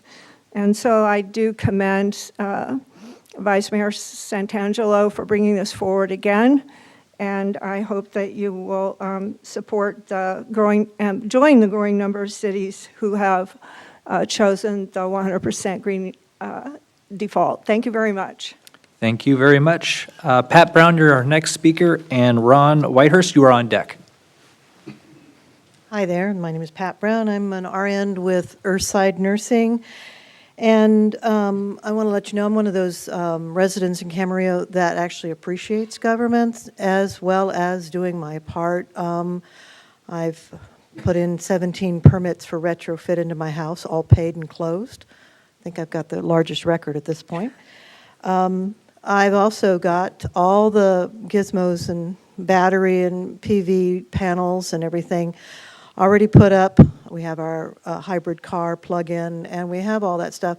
So we're both producing energy as well as using it. The The thing is that I was invited by the city manager's office to participate in the RFP for sustainable municipal operations, RFP. And I'm already aware of our November climate action plan. And I was going to say that this would, the Clean Power Alliance would have been the recommendation to put that on there. I'm one of those, the quote is, ask not what your government does for you, but what you can do for your government. I'm going to ask my government to please take this recommendation by the CPA so that I don't have to write so much on that RFP that I plan to submit in March. So that would be the one thing I would really ask. And the reason for that is because even though I've done all that, I've got the food forest, I've got all the power, I've got the rain capture, I've got all of that stuff in place. I can't, as much as I love you guys, I can't have you live with me in the event that there's going to be a problem with, going without. I'll invite you over for potlucks, but you'll have to go to work. And I'm going to include that you please do the CPA, and thank you very much for that. Thank you very much. Ron Whitehurst, you are up, and Michelle Ellison, you are on deck. Thank you for the opportunity to speak. My name is Ron Whitehurst. I run a small business on the north side of Ventura in the county unincorporated area, actually in the middle of an oil field. And for me, resiliency is very important. We've got solar hydronic panels on our roof and some solar photovoltaic. So every day that the sun shines, I'm heating 10,000 square feet of production space from free solar energy. And so I think that looking at the challenges that we're seeing on a worldwide basis, what with the struggles in Ukraine and the disruptions internationally and all the maybe possibly subterfuge about oil and gas, being at the basis of this crisis, that it's important for us to look at where our energy comes from, that when it's produced locally, then we're pretty much immune from any disruptions from the outside. So I invested in solar panels on my roof. So I asked the community of Camarillo to invest in renewable energy with CPA, so that CPA will be developing these local resources that are produced naturally and without toxic emissions and so on. So when you're purchasing the energy that's coming from natural gas, that natural gas is burned in power plants, usually in communities of color that are low income. And so there's a matter of racial or ethnic bias, in in using that energy. And so we need to think about, who's impacted when we make these purchasing decisions, for our energy. And so as people who are interested in self-sufficiency and resiliency, it's very important for us as a community to think about where our energy comes from and get it from responsible, reliable sources. And with the trends in fossil fuels, it looks like the price of those will be going up, but the price of renewables is decreasing all the time. And CPA has had the opportunity to purchase this renewable energy at lower and lower prices, so that we will be looking at lower and lower prices for our energy. Thank you. Thank you very much. Michelle Ellison, you are our next speaker, and I think it's Alexis, I think it's a Rizzo. You're on deck. Good evening, Council. My name is Michelle Ellison. I'm an alternate director on the CPA board for Ojai, and for the past 4 years have been supporting cities to go green by default. It's really good to be here with you. The 100% renewable default has proven to be one of the most significant, cost-effective, and immediate ways for cities to reduce their carbon footprints. It's remarkable that with just this one council decision, you can virtually zero out electricity emissions in Camarillo and make it easy for your residents and businesses to go on clean energy. Camarillo would join a growing list of cities leading the way on clean energy. Across California, 32 cities in just the last few years have adopted a 100% default, so you'd be in excellent company. For example, just last month, 3 cities in Orange County, Irvine, Huntington Beach, and Buena Park, all voted to go to 100%. Within CPA, as we've just heard, more member agencies have recently switched to 100%, bringing the total to now 20 municipalities. What's also noteworthy is that in the 100% default cities, it's receiving support across the political spectrum from council members across all different party lines. For example, Irvine City Council, which consists of 3 registered Democrats and 2 registered Republicans, voted unanimously for 100%. The city of Ventura, when they voted, was made up of 3 Republicans, 3 Democrats, and 1 independent. They voted in unanimous favor. In short, there's a broad base of support for clean energy, including from many fiscal conservatives and those concerned about cost to ratepayers. Climate scientists are sounding the alarm bells, warning us that governments at all levels must move swiftly to curb emissions. As elected leaders of this city, how you respond matters. The good news is that we have tools like the green default to get us where we need to go. Since the last time your council considered a default change, rates have become even more favorable, as we've heard. The margins between the 3 tiers of CPA have decreased significantly, and for the average customer, it's only a few dollars more per month to go to 100%, a nominal investment for the many benefits. And CPI customers are seeing rate savings compared to Edison currently. Customers aren't locked into anything, and low-income customers receive the benefit and no extra cost. CPA will work closely with you to communicate with your residents about all of their choices. It's absolutely imperative that when considering costs, we not overlook the exponentially larger costs from the harm and devastation brought on by climate catastrophes, which acutely impact the poor. Focusing only on short-term utility rates misses the forest for the trees. For instance, consider the billions of dollars in damages associated with the California wildfires and the lives lost. Burning fossil fuels is costly to society. And the more we generate our own renewable energy, the more protected we are from energy price fluctuations and high fossil fuel prices like we're seeing today. This is the right thing to do any way we look at it. Thank you. Thank you very much. Alexis Rizzo, you are our next speaker, and Terry Lisa Gore, you are on deck. Good afternoon, Mayor and City Council members. My name is Alexis Rizzo, Policy Associate speaking on behalf of Community Environmental Council, a nonprofit founded in 1970, whose mission is to build on-the-ground momentum to reverse the threat of the climate crisis. Community Environmental Council works throughout Ventura, Santa Barbara, and San Luis Obispo counties. We developed the Ventura County Electric Vehicle Blueprint with Ventura County Regional Energy Alliance, started the Electric Drive 805 Coalition, with the Air Pollution Control District of Ventura, Santa Barbara, and San Luis Obispo counties. We offer our Solarized nonprofit and Solarized Ventura County programs, developed energy action plans for Ventura, Thousand Oaks, and Moore Park, and we're also working with the Port of Hueneme to electrify trucks, the Ventura County Workforce Development Board on clean green jobs, and have a project with Limonera to quantify carbon sequestration in citrus orchids, among other projects. I'm here today to ask the council to vote to join Clean Power Alliance's green default rate at 100% renewable generated electricity. Setting the default rate to 100% renewable energy is one of the easiest ways to reduce greenhouse gas emissions and be consistent with the state's greenhouse gas reduction targets. CEC was the leading community organization that advocated for community choice aggregations along the Central Coast for over the last decade. CEC believed in the model for nonprofit agencies to procure their own energy and offer an alternative to the utility monopoly. We are now seeing this competitive lead to lower prices and better services, and we're excited to see CPA's new programs that are investing right back into our communities and creating opportunities for solar and storage resilience centers, low-income customers, and 100% green defaults, cities getting 100% renewable at CPA's clean energy rate, more EV charging, building electrification incentives, and others. The small increase in cost for defaulting to 100% renewable energy use is minimal considering the very large costs associated with the impacts of climate change.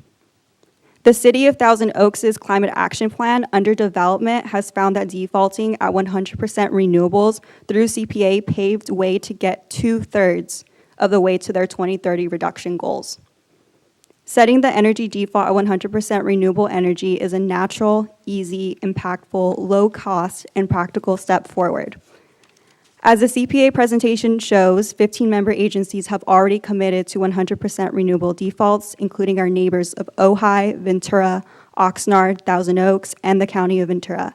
And 5 more agencies voted to move up to 100% in the last few months. We urge the city to vote to default to 100% renewables and join these visionary communities. This is an excellent step toward a greener and healthier future and assists with the state's carbon neutrality goal by 2045. Thank you. Thank you very much. Terry Lisa Gore, you are our next speaker, and John Capocha, you are next. You're on deck. Thank you very much for allowing me to speak on this exciting topic.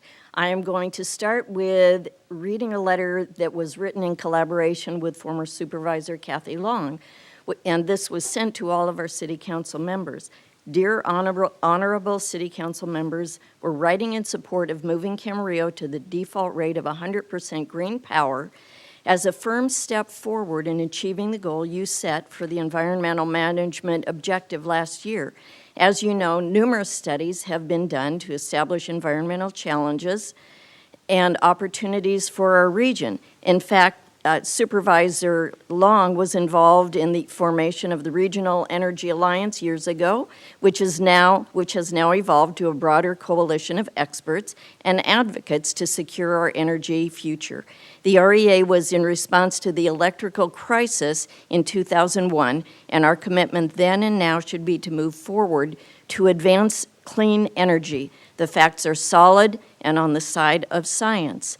Updating the default rate to 100% green power achieves this goal to the letter. By selecting the default 100%, the Council will provide Camarillo residents with a cost-effective, efficient energy resource, and it'll reduce Camarillo's negative impact on our environment by removing the emissions equivalent to 27,000 cars on the street and still giving the public a choice. Camarillo should and can be a leader in this environmental space, joining, as we've heard, Ventura, Oxnard, Ojai, Thousand Oaks, and the County of Ventura, and by moving to 100% default. The other beautiful thing, I was a little bit concerned about the cost impact on members of our city, on our community. And as we heard from Mr. Bartecki, people can opt out or they can opt down. They offer choices. So I really urge the City Council to support this change to the 100% green energy. Thank you. Thank you very much. John Capocha? I'm sorry. Close enough. All right. Capocha. All right. You were up, It all and works. Elizabeth Rice, you were on deck. Okay, good evening, Mayor and members of the Camarillo City Council. I'm John Capocha, former mayor of the city of Sierra Madre and former CPA board member. I'm here to encourage you to change your electricity default to 100% green renewable power as Sierra Madre did 2 years ago. Sierra Madre is a very environmentally aware community. When we first joined the CPA at the clean power default, I expected many residents to opt up to 100% green, but when it didn't happen, I was surprised to find that many supporters of aggressive action to address climate change simply never got around to opting up.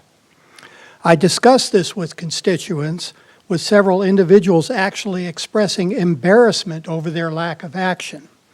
This convinced me that I made a mistake by not initially supporting a default of 100% green. I explain it to my constituents like this. If you share my belief that climate change is a serious threat, then this is a small price to be part of the solution. If you don't believe in climate change, or you object to the small price increase, then all I'm asking you to do is to take 5 minutes, pick up the phone and opt down, and I'll personally help you if you need help. It'll take less time to make the change than it will to complain about it. Not surprisingly, after the change, I received 0 complaints. When you think about it, it's really hard to argue that having to make a 5-minute phone call is a terrible injustice or inconvenience. So I'm telling you from experience that this is really easy to do, and your action will be profoundly significant. There is nothing any of you can or will do in your lifetime as individuals that will be as impactful as to reduce CO2 emissions. If Camarillo makes the change, you're adding to the growing momentum of cities opting for 100% green, and your actions will encourage others. You won't please everyone, but your constituents will be overwhelmingly supportive. I urge you to exercise extraordinary leadership with this unique opportunity to help the planet and humanity. Thank you for listening. Thank you very much. And my last speaker card is Elizabeth Rice.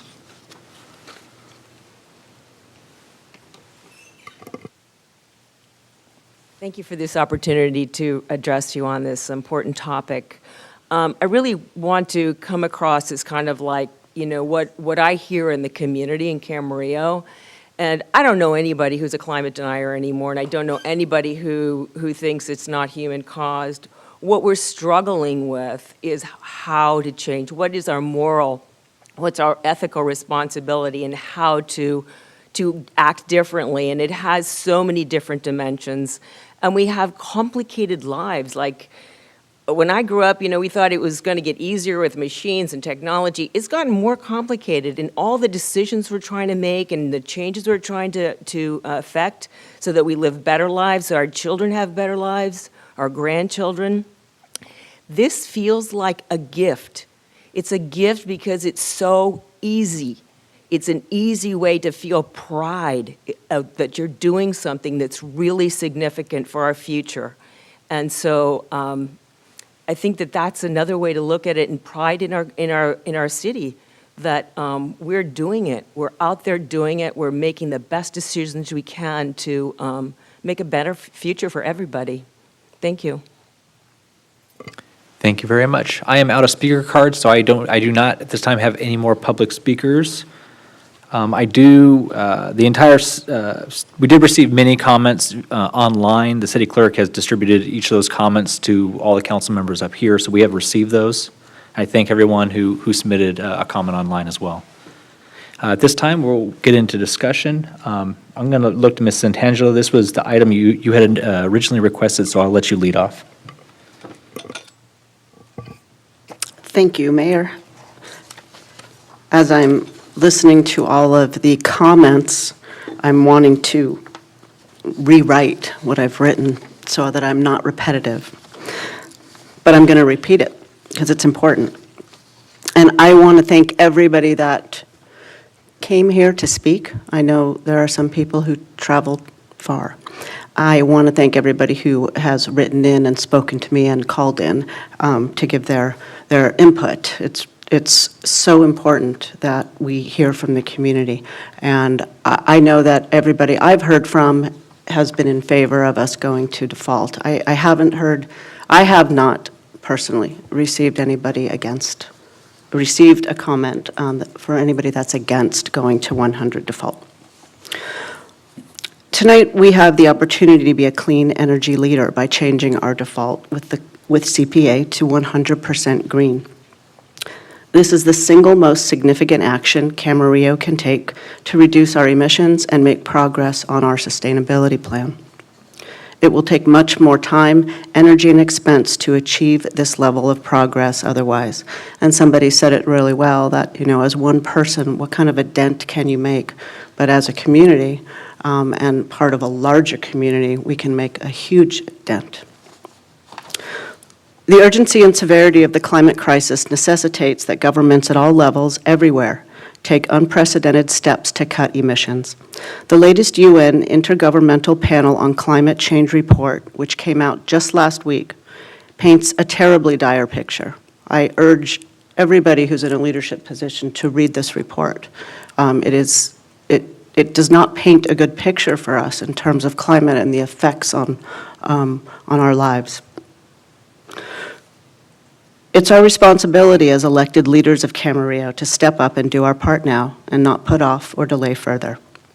No more kicking the can down the road or hoping for a more optimal time.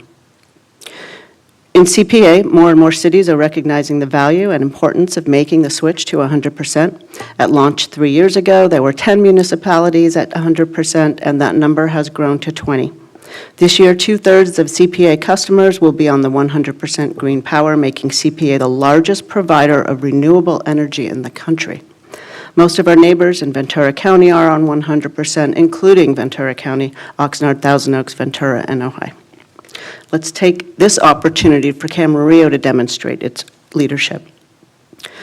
With regards to cost, and this has been covered numerous times, when the council considered its default selection in the past, the 100% option had the bill premium of around 9%, and margins have since narrowed, and as has been said, it's only about 2 to 3% more than the clean tier and 3 to 4% more than the lean tier. As of this month, all 3 CPA rate options, including 100% green, cost less than Edison, so now is an opportune time to make the transition. As always, customers can easily opt down to a lower tier or opt completely out. And as a wonderful benefit for our low-income residents on CARE and FARA programs, they receive the 100% green power at the clean power rate, continue to receive their standard bill discounts. In the past, there has been concern raised by colleagues about our most financially vulnerable residents, and I am sensitive to that as well, especially in light of inflation and things that are happening today. By choosing 100% green power default, our CARE and FARA customers will benefit the most. And we can do additional outreach for our other fixed income residents who don't qualify for CARE and FARA. A number of people said that they actually offered to help people. I would offer that as well. I will easily help people to opt out or to choose a different tier. When thinking about costs, we must consider the costs of not taking action. To focus only on temporary and marginal rate differences would be short-sighted and dangerous. Unmitigated climate change has significantly higher economic and societal costs which disproportionately impact the poor. The devastating toll that climate change is already having on humans and the natural world is incalculable and worsening by the day. It is fiscally responsible to invest the nominal amount now for clean energy to avoid more costly long-term consequences. And developing more local renewable energy resources offers economic benefits like good-paying jobs, greater energy independence, and security. We won't need to buy oil from autocratic regimes like Russia when we produce our own clean energy here. Default changes don't go into effect until October, leaving us ample time to work closely with CPA on developing a communications plan and making sure that customers are well informed of their choices. We would join 5 other cities making the change at the same time, including LA County, Redondo Beach, Hawthorne, Beverly Hills, and Claremont. In hearing from council members in other cities that have already made the switch, the transition has gone smoothly without any issues. And I want to, I have too many papers, sorry. I have a letter here from Alex Montero, who is also on our CPA board, and he's a council member for the city of Hawthorne. And if anybody knows the city, it has about 44% of their residents are in the CARE program. So that tells you that they are, they have a higher number of people that are impoverished and that are vulnerable. And part of his letter says that, as you know, Hawthorne is a low-income community. The cost increase to going to 100% green for the average customer is about 4% for our residential customers. CPA has,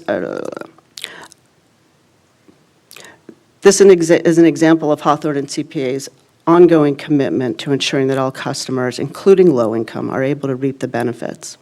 And I'm sharing that with you because if we're concerned about the cost to our residents, and if a city like Hawthorne can do it, then I think we can as well.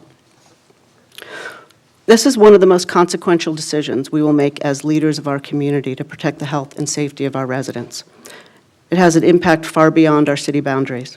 Our children, our grandchildren, and future generations are counting on us to do the right thing at this critical moment, and I hope that my colleagues will join me in voting for 100% green.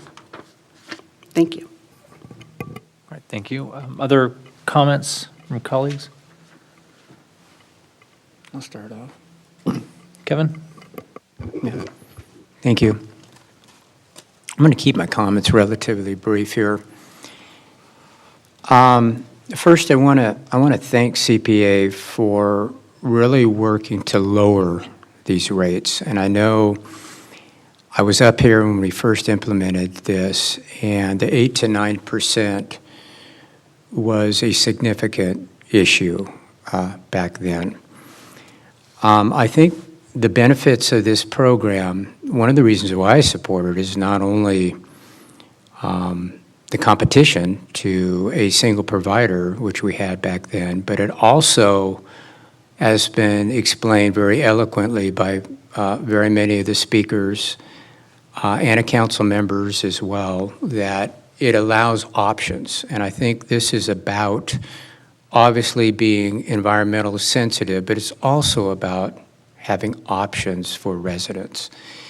Sitting up here, oftentimes when we set rates, we oftentimes don't have a lot of options. Well, this we do. And it doesn't necessarily mean that those that are on the lowest rate are not environmentally conscious. Many times they are. I know several of them that have had, over the years, very significant conversations with them, but they feel that I would love to have an electric car, but quite frankly, I can't afford it. Now, at some point, I think, just like the CPA's been able to do, that cost of an electric car is going to go down. I know this is a little bit off topic here, but that's kind of what happens is when you have a new program and it first gets implemented here, the costs are a certain level until they get, you know, their feet on the ground, they get more opportunities to buy things from more providers. Oftentimes costs go down. So to be able to have this program and to have people be able to have choice on what levels that they want to provide for their businesses and family, I think that's very important. And I encourage them to take a hard look at this and really decide from their own perspective about what they can and can't do. And I also think it's been wonderful that we've got help for disenfranchised people and people that are on fixed incomes, and to help them with that. As we all know, California is an expensive state to live in, and I got to be honest with you, I don't think it's going to get any less expensive to live here. Could be wrong, hope I am. But I'm going to support this, and I'm going to support it because I think that the 4% raise is definitely something that the majority of our residents can't afford to do. And those that have other alternative feelings about that, financial impacts, whatever it is, do have the opportunity to either opt down or opt out. Now, we've also got an issue, and we're not addressing that tonight. It's not just the generation of electricity, but it's also the infrastructure, which we really cannot really control the costs of that right now. We all know that our state is somewhat good, but you know, our infrastructure needs a lot of help. I mean, let's be honest here. And that is another discussion for another day here. But it just seems to me that if we're going to do it, it's the right time to do it now. It does give people a significant amount of time to really think long and hard about what they want to do. It will definitely, you know, help the environment with this. And the fact that CPA, again, has done a good job of getting this more affordable, that I can support this. So those are my comments. Thank you very much. I do want to recognize that we are running tight and up to our 7 o'clock And I do want to make sure we take a break, but I don't want to, there are a lot of people that came out for this, so I don't necessarily want, I don't want to push this item and finish it later. So, do we have any additional comments? No.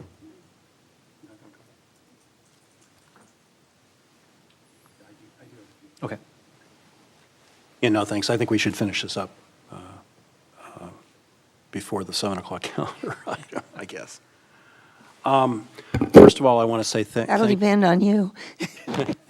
First of all, I want to say thank you to Ted Bardicke, who I've had the privilege to work with. This city made the right decision to join CCA and the right decision to be a part of a community choice aggregate. I'm very pleased that it did. And I want to also thank everyone who spoke this evening or otherwise sent us an email. I want you to know I have received telephone calls as well from folks. I have received calls on both sides of the issue. I think I'm going to end up being the contrarian here, and let me explain why. The aspirational goal of 100% green power is a legitimate goal. It truly is. The arguments in favor of going to 100% are excellent. Just hands down, they're excellent. But that said, my concern is that we can't make decisions in a vacuum. And what do I mean by that? It's also our responsibility on behalf of our residents to consider what is happening to them economically right now. Many of you saw the prior economic presentation this evening. I acknowledge that people can opt out of a default tier, but that said, you also have to acknowledge the reality of two things. Number one, whether by inertia or otherwise, residents lead busy lives and may not have the time or the wherewithal to change their tier. And in fact, customers do tend to stick with the default rates, as Mr. Bardicke said. And they can also decide to opt up in their default tier as well as opt down in their default tier. And there's always two sides to every issue, isn't there? The challenge that I have is that we're being asked to consider going to a 100% default tier in the teeth of perhaps actually the worst inflation in approximately 40 years. And for those who say timing does not matter, respectfully, I disagree. I think timing does matter. There are many city residents, and I received a call last weekend from one, who are struggling. And here we're not talking just about low-income residents. We're also talking about seniors who are on fixed income, and many of those who are living paycheck to paycheck. And they may not qualify for care assistance or FERA assistance. It's just, that's the way it is. And I'm concerned that, I'm concerned about those folks, and I represent, just like all of us on this dais, represent many of them, and we hear from many of them, including on this issue, and we need to remember them. I'm concerned about the disproportionate impact of this decision on them, especially given the inertia to stay in the default tier. Now, I recognize some will argue, and you argue in a very compelling way, that it's only several dollars per month. But when you combine that with other price increases on all fronts right now, and the cost of most goods increasing, it's like a pile-on many city residents. We made a decision last year to go to 50%. To go to the clean power default tier. And that decision hasn't even been implemented yet. We made the right decision, by the way. I stand by that decision. It's the right thing to do. Yet here we are tonight deciding whether to go from the 33% to 100% in one jump without ever having implemented the 50% default tier. I think eventually we will get there. For some people, it can't happen fast enough, right? There are folks who very passionately and in a compelling sense argue that we should be at 100%. But again, I'm concerned about the impact on many residents who are going to directly feel it in their pocketbooks, who aren't going to get low-income or FARA or care-related assistance. And they will feel this decision. And I recognize that I'm in the minority on this issue. I prefer to stay with implementing the 50% tier now and revisiting the 100% in the future. And I prefer, at this point in time, where we are in March of 2022, given the extraordinary inflationary pressures that we're all under, to have residents make the decision for themselves on this issue rather than have government make that decision for them. And we all heard the prior presentation relative to the increases in the inflationary pressures, and even year over year at 7.5% increase, the highest level of inflation we haven't seen since the early 1980s, with a core CPI excluding food and energy at 6%. Those are real dollars. Those are real impacts to people. And I'm concerned about many of our residents who aren't otherwise going to be under FERA or CARE. I got a call last week from a resident who is moving away from Camarillo because their rent was increased by over 20%. Their food costs were up. Their energy costs were up. They are leaving Camarillo, and it's a sad thing to have happen. And that is at a very micro level, I acknowledge that. And at a macro level, we have a responsibility to our environment. So how do we balance those two things out? And it's a tough decision. This is a really difficult decision. But I think what we should do is implement the 50% tier, and which we haven't even done yet. We made that decision a year ago, and because of the pandemic and other factors, we deferred that decision, and come back and have a discussion in the future, in the near future, on 100%. So those are my views. Thank you. All right, and I will give some really brief comments. Up front, I'm in support of going 100%. The timing does matter. And on this, as a country, we're 40 years late. As a community, I think we're behind. And as many people spoke tonight, this is an opportunity to lead, and we should lead. We've already done so much on when it comes to sustainability, adoption of EV. I'm going to read a quick little summary. Adoption of EVs, installation of over 50 EV charging stations. We've approved backup battery storage at the sanitation plant. We're pursuing microgrids at multiple city facilities that include battery and solar. We're undertaking the environmental sustainability climate action plan. We're making our facilities more energy efficient.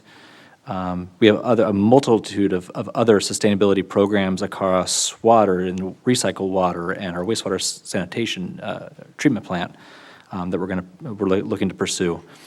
To not do this kind of is a black eye on and kind of undermines everything else that we're pursuing. The cost is negligible. When you back in the fact that the PCIA fee has now gone down 85%, no one's going to see the increase. The change in your bill is going to be negligible. No one will notice it. There's a narrowing of those rates. I think now is a good time to do it. For those who do have the hardship, there are programs to help alleviate. For those who have a hardship and or for whatever reason are just opposed to it politically, morally, or otherwise, you have the option to opt down or opt out to SCE, where you'll pay more. So I think we have, in many respects, we've already been a leader on the topic of sustainability, energy efficiency. And I think this is an opportunity for us to lead. We should continue to lead on this. And I think that's what our residents want. I have not encountered any negative, personally, no negative feedback. I've always heard compliments. And Kevin, to your note about options, there are options for everyone. Everyone has those options. Yeah, so if anyone is not comfortable with it and doesn't agree to it, you have options, and you can absolutely opt down, opt out, to whatever your needs are. So, but I think this is an opportunity for us to lead, and we should. So, yeah, at this point, I'm going to entertain a motion. I will move, well, I can't do suggested action. There's not a suggested one. So I'm going to have to come up with this. There we go. I would make a motion to direct, I'm sorry. To make our choice for default the 100% green level. Is that good enough? I see head nods from you. That's good? Okay. We know the spirit, the intent. So do I have a second? I'll second it. All right, I have a motion and a second. Please vote. Your Honor, Oh, yes. I just want to say, now that there's a motion, I can comment on it. Okay. I just want to say I, excuse me, agree with everything that Councilmember Tremblay said. And I supported before going to 50% as our default. And I still support that for now, so. Okay. Explain my vote. All right, thank you very much. Please vote. And that passes 3-2. All right, at this point, we're at 7:01. If it's all right, I'm going to give us a 5-minute reset. I think a 10-minute recess, and I need to close the close Camarillo CSD. Sanitary District Yes. Board meeting, so Okay. it's now closed. Closed, and we will recess for 10 minutes, so I apologize for those who came for the start at 7 o'clock. We're going to start 11 minutes late, so we'll be back at 7:11.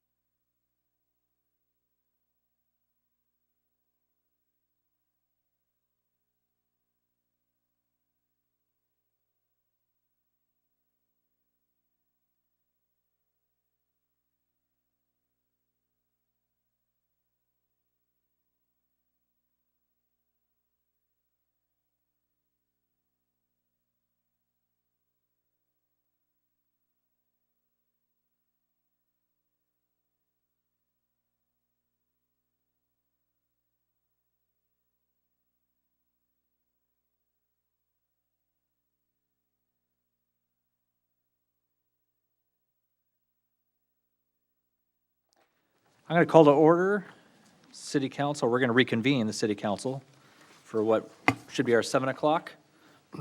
We did not, I should let the record reflect that all council members are present. We did not finish our prior agenda. We're going to push those unfinished items behind our 7 o'clock agenda items, considering I know that there are people here, there are people here for the public hearing. So, but first, we're going to move into public comments. And I'm going to take public comments. This is general public comments for items that are not on the agenda. So if any of you are here for the redistricting item, that's going to be during the public hearing after this item. So this is just general public comment. And I'll just take them. I have 2 cards. I'll take them in the order I've received them. Lorena Sarafori, Saratori. And just so everyone is clear, the mic is on. You'll get 3 minutes. It'll count down. At 1 minute, you'll get a yellow light and a buzz. And then you just continue on until it hits 0, at which point I'm going to ask you to conclude your comments so we can keep it brisk and fair to everyone. Okay. All right. So thank you. Good evening. The first time I came here to make a public comment was in 2019, because I was concerned about the expansion of the communities. I'm sorry, about the expansion of the wireless communication and how you're going to put towers everywhere without considering the citizens' health.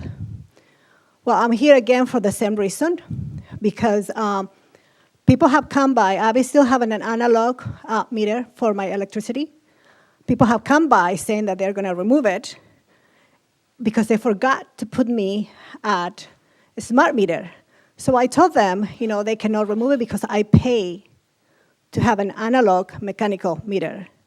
Now, I just miss, making a public comment for the green energy.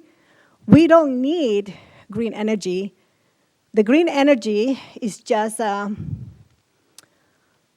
false flag that you're using to scare people, saying that we are either fossil fuel is bad for people or that we're running out of it.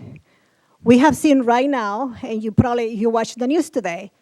So the Keystone pipeline was closed from Texas, okay? And everybody's saying, oh, Putin is so bad, and yet United States is importing petroleum from Russia. Now, I know this is not part of your making decisions, but in 2019, there were 104 wells, petroleum wells, closed from the airport to Oxnard because supposedly they were poisoning our water. I don't think we never got the results from the Ventura County Board of Supervisors saying that's really the case. But the case is that if for any of you who do not know who the World Economic Forum is, you better go and Google it, because there are 8 objectives. They have 8 objectives, and one of them is that we're no longer going to use fossil fuel for energy. So it's not like fossil fuel is killing us. It's that there is a plan, and you as a city is just going along with it, and it's very sad. Now, why green energy? Because you can control people easier with green energy. You see in Canada, the truckers convoy, the people trust you when and cancel the bank accounts. Why? Because of the digital pass. California already has a digital pass that they're going to launch. San Diego just said that students cannot go to get education in person or online unless they have a vaccine, COVID vaccine. So please start thinking, where are we going? Lorena, thank you. Thank you. Mike Mishler, you are up. And those are the only 2 public comments I have. So if anyone else wants to make a public comment, please just turn in a card.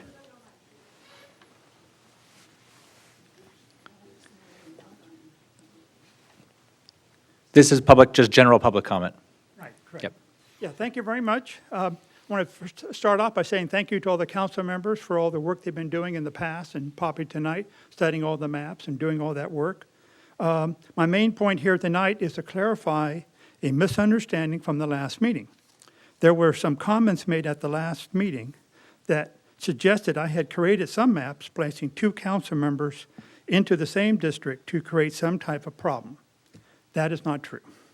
Let me point out that during the January 26th meeting, not a single council member mentioned that existing home locations were a factor.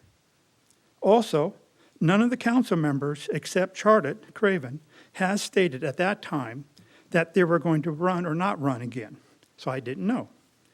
If you go back 2 years ago when we were doing this process, at that time, the city council did state that existing home locations were important, and a public map was printed and put out for the public to use showing the existing council member locations, to help them draw the maps. So when I was drawing the maps for the last meeting, those 19 maps, I did not know, since it was not addressed during your January 26th meeting, and you didn't take any questions after that, I couldn't tell if that was an important issue or not issue. I didn't know. So what I did, I created 6 maps that did contain 2 existing council members in the same district. And those were only to be used in case, as an option, in case 1 or 2 of the council members decided not to run again.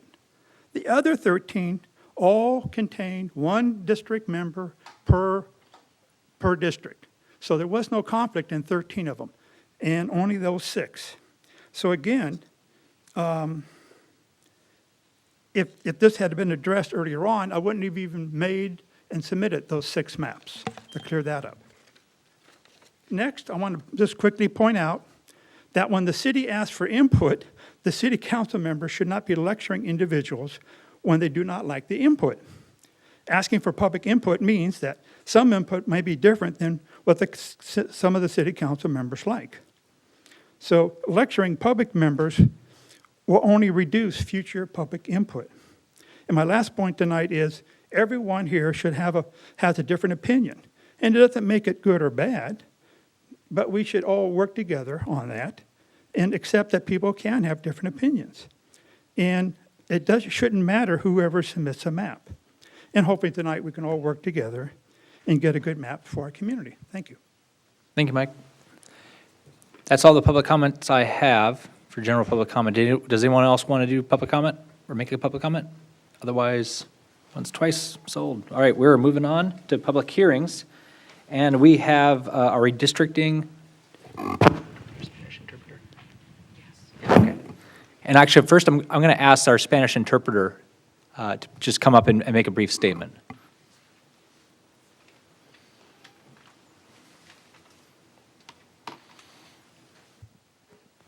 Buenas tardes. Estamos aquí para interpretar la sesión simultáneamente. Si alguno de ustedes quiere escucharlo, a favor de pasar a la mesa de atrás y tomar sus aparatos. Gracias. Thank you very much. All right. Carmen, are you introducing, or you want me to jump right in? I Well, we're going to jump right in. That would be called jumping right in. Happy to be here again this evening, and appreciate the time. Just before I jump in, there are some slides that we went through last time. We try and do them each time, just in case there are members of the public that haven't heard it. I will move swiftly. Last time you went from, I think it was 21 maps down to 3 recommended maps, and lo and behold, we got another chunk the next 2 days. And so they are variations on the theme. I think the audience and the public was actually listening. And there are variations on the orange map and the 102A, which is a good thing to look at. And I know you all are the ones that have to consider those variations and hopefully make a decision. So let me run through this. There is your current map that was adopted in 2019. Again, it's important to remember that that map was adopted with 2010 census data.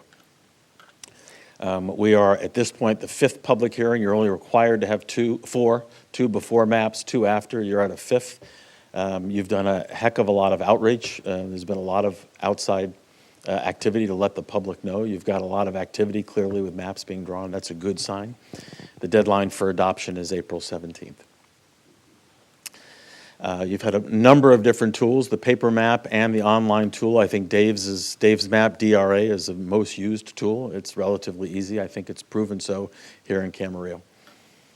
And then you have the interactive map that I hope you saw last time how useful that is, and tonight we hopefully can use it.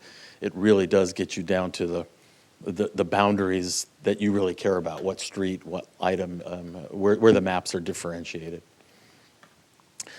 I'll go quickly through this, and then I've said it before, this is the most critical. This is basically the rules of the road. On the left-hand side, you'll see the federal law requires that districts have to be relatively equal. And so with all the movements of population, people leaving, people coming, you can't have a district or a difference between the highest level district and the lowest more than 10%. That's called the population deviation. In order to have one person, one vote, you have to have districts that are of relatively equal size. Similarly, you can't create districts that dilute the potential for a protected class, a linguistic or ethnic minority, to gain elected representation. It does not give you a percentage target. It doesn't tell you how to do it. It just says you can't do it. You can't dilute. It's one of those things you'll see it, know it when you see it. You see a line going through a population that's clear. That would be dilution. Similarly, you can't also gerrymander. We know that mostly from a political perspective, but you can't circuitously go around and grab populations of racial or ethnic groups to create a district. So the law is pretty good about not doing one side or the other. Can't dilute and can't artificially create. In the middle, relatively recent law, the California Fair Maps Act added another layer to the federal law and gives you those 4 priorities. The first is contiguity. Believe it or not, before this law, there were some maps that were drawn where districts were not connected to each other. They had to hop over things. You can't do that anymore unless it's literally impossible. And so that's the most important thing, is to make sure districts are connected. Neighborhoods and communities of interest, as we've discussed. Neighborhood is a relatively easy concept to understand. Communities of interest is really a term of art that the legislative body gets to define with public input. You can do that in a very traditional way, or you can do it in socioeconomic status or seniors or all kinds of ways. In the conversation I've heard you all talk about, it's very much centered on communities, geography, or housing complexes, et cetera, but you also talk about downtown. It's not necessarily a neighborhood per se, but there's that kind of creativity that the law allows. You want to not split communities of interest to the extent that you can. Third, identifiable boundaries. You clearly have a freeway. There are parks, there are shopping centers. You're allowed to actually use them as your boundaries, as long as, again, I've stated this before, you create a logic set that shows what you're trying to do above or below a certain line, next to a park or around a park, et cetera. And then finally, compactness. And I think I've mentioned there is a mathematical way that you can determine it. Again, it's one of those things where it's mostly you know it when you see it. You don't want to have maps that are spread out and, again, circuitously looking like they're grabbing populations. And that's a lack of compactness. So you can see, and you've seen if you've drawn any maps, these 4 play with the 3 to the left. And it becomes a very dynamic process. It's creative and hard. And the law literally says to the extent practicable, because you cannot really, I've not seen it yet, get every one of those things nailed perfectly. It just doesn't work. And get equal population, et cetera, et cetera. On the right are more traditional ones that have been used in the past but are not legally binding.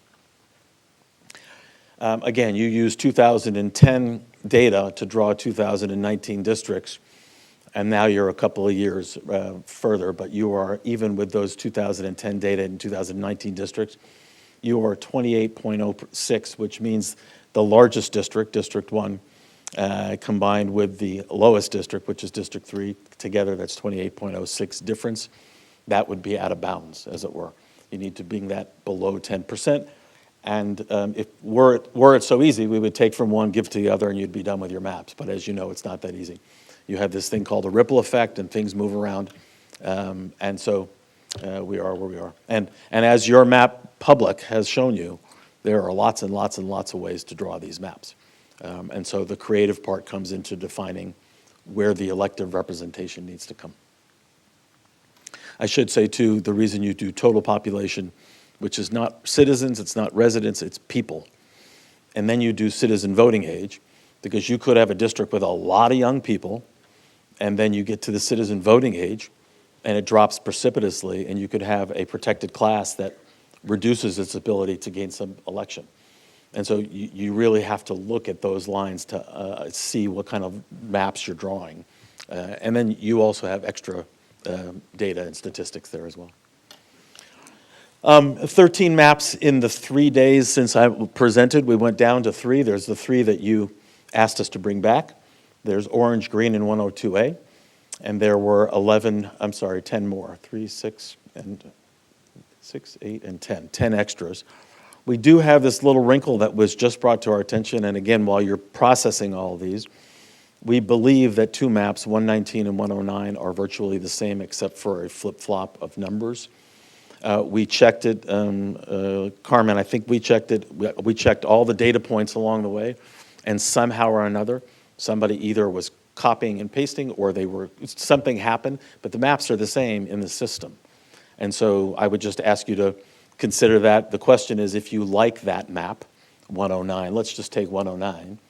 If you like that concept, let's just work with that map. And apologies for that. We really didn't catch it. So at this point, I want to run through the maps. I hope you've had a chance to take a look at them.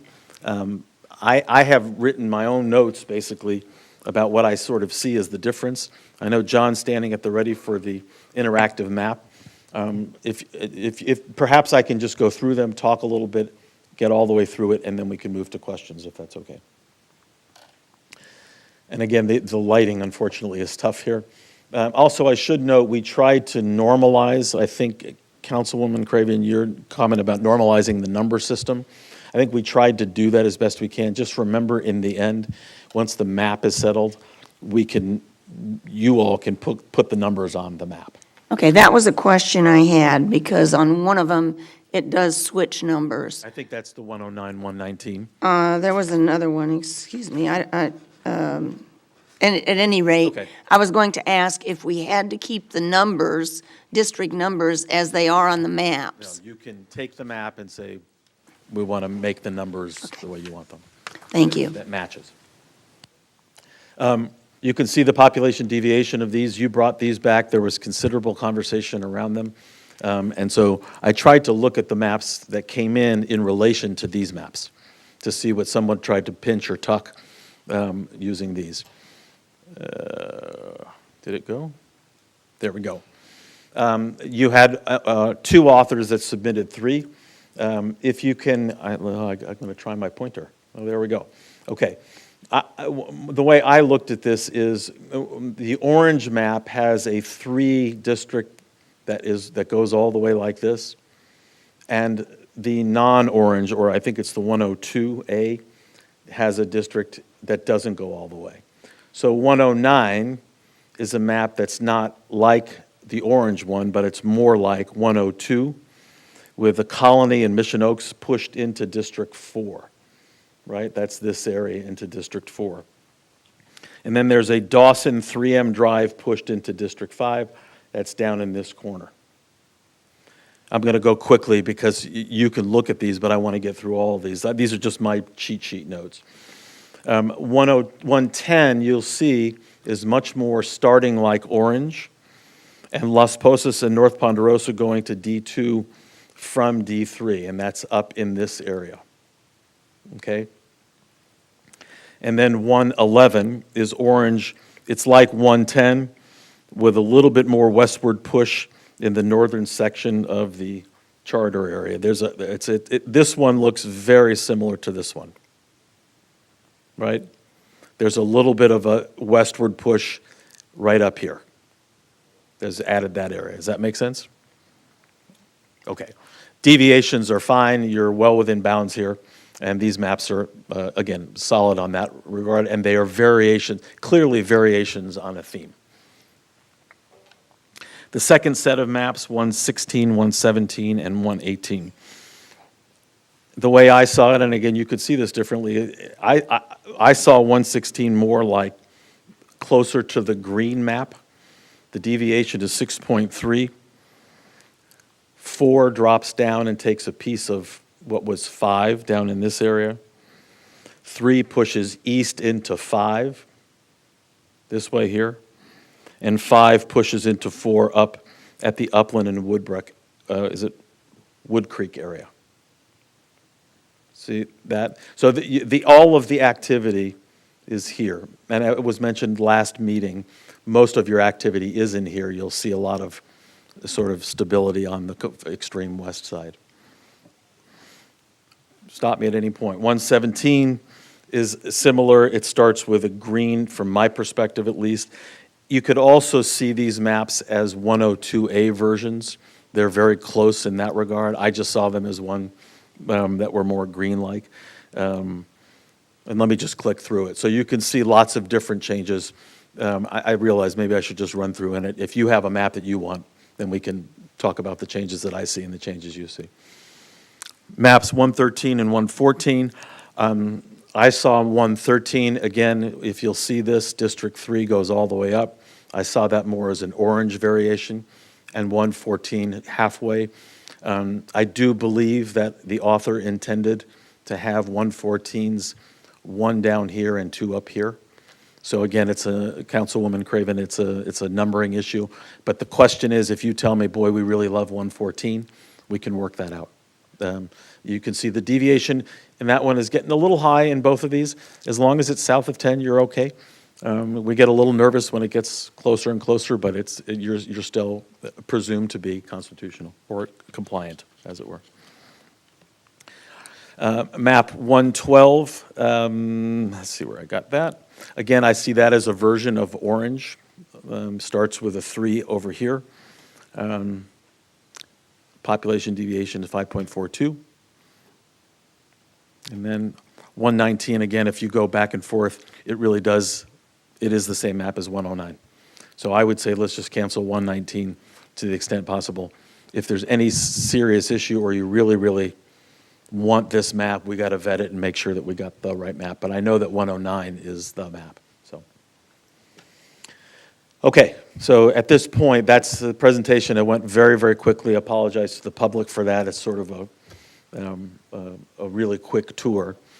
I remember the conversation last time. It was thoughtful, and I'm happy to answer any questions that you have in terms of getting rid of maps or variations on the theme, et cetera.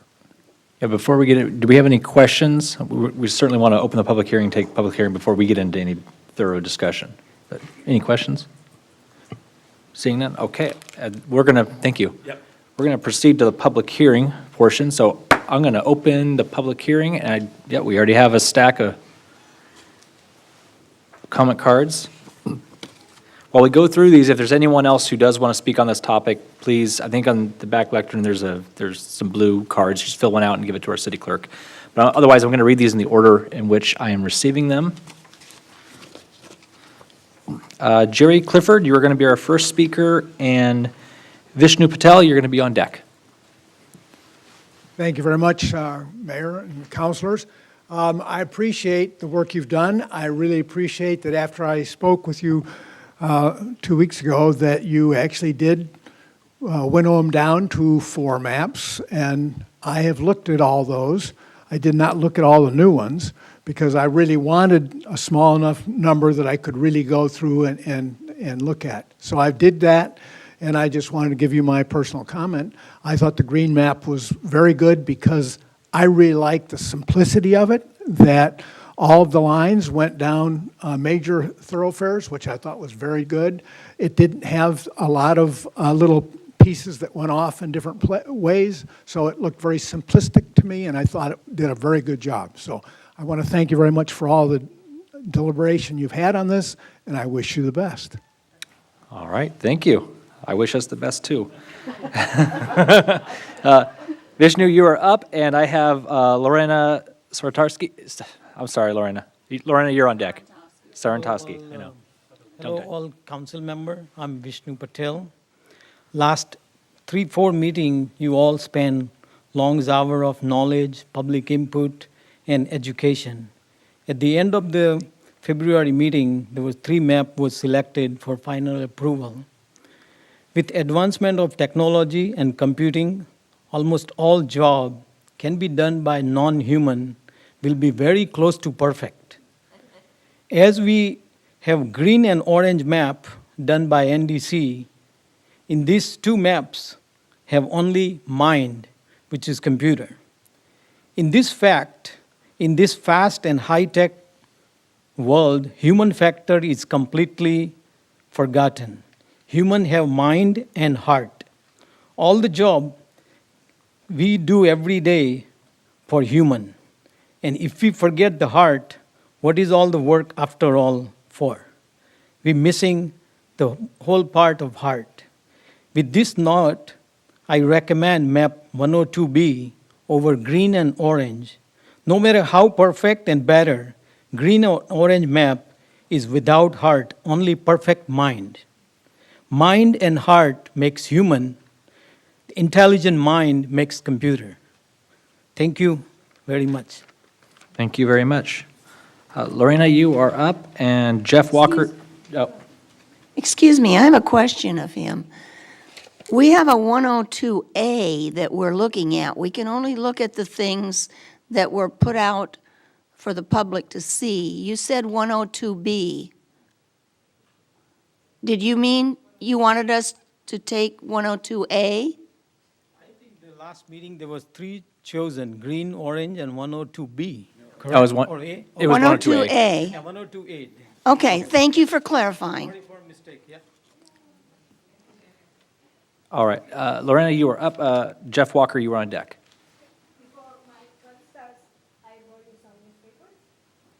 Thank you. So I'm sorry I haven't really taken a look at the mapping because it's so depressing. I'm very sad that you're going to divide Camarillo and give some part to Thousand Oaks.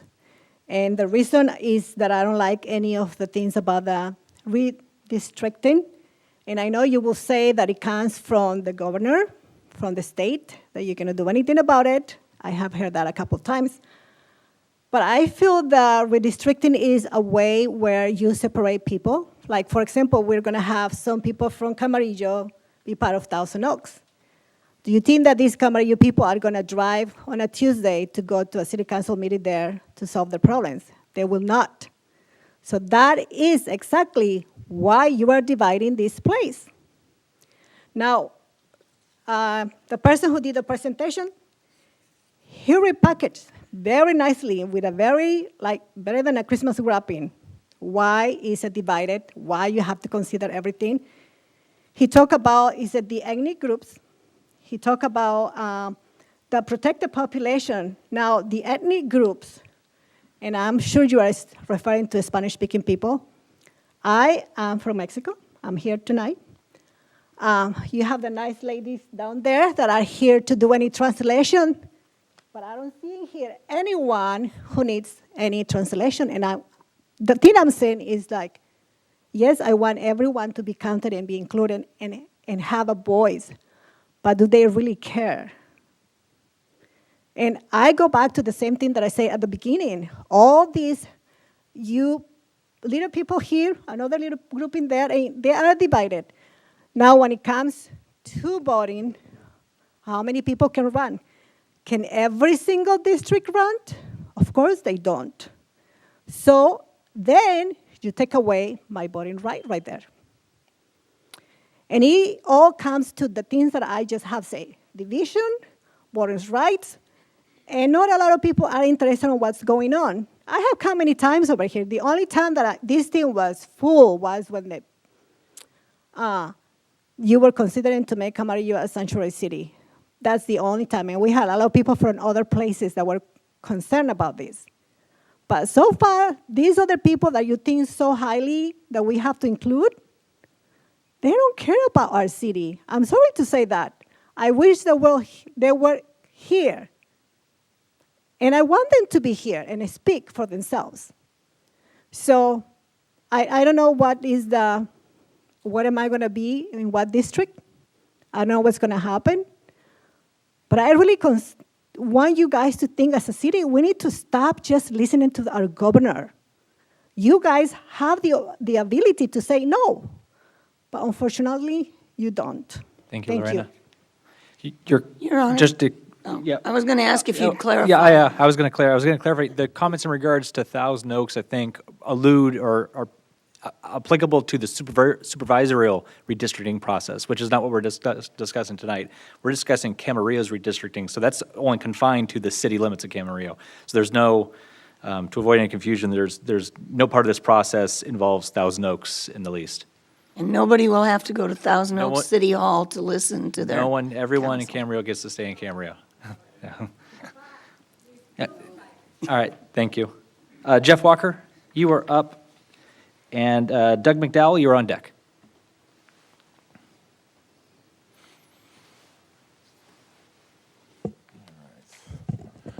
Thank you, Mayor Molche. I'm here again, talk about redistricting for the fourth time.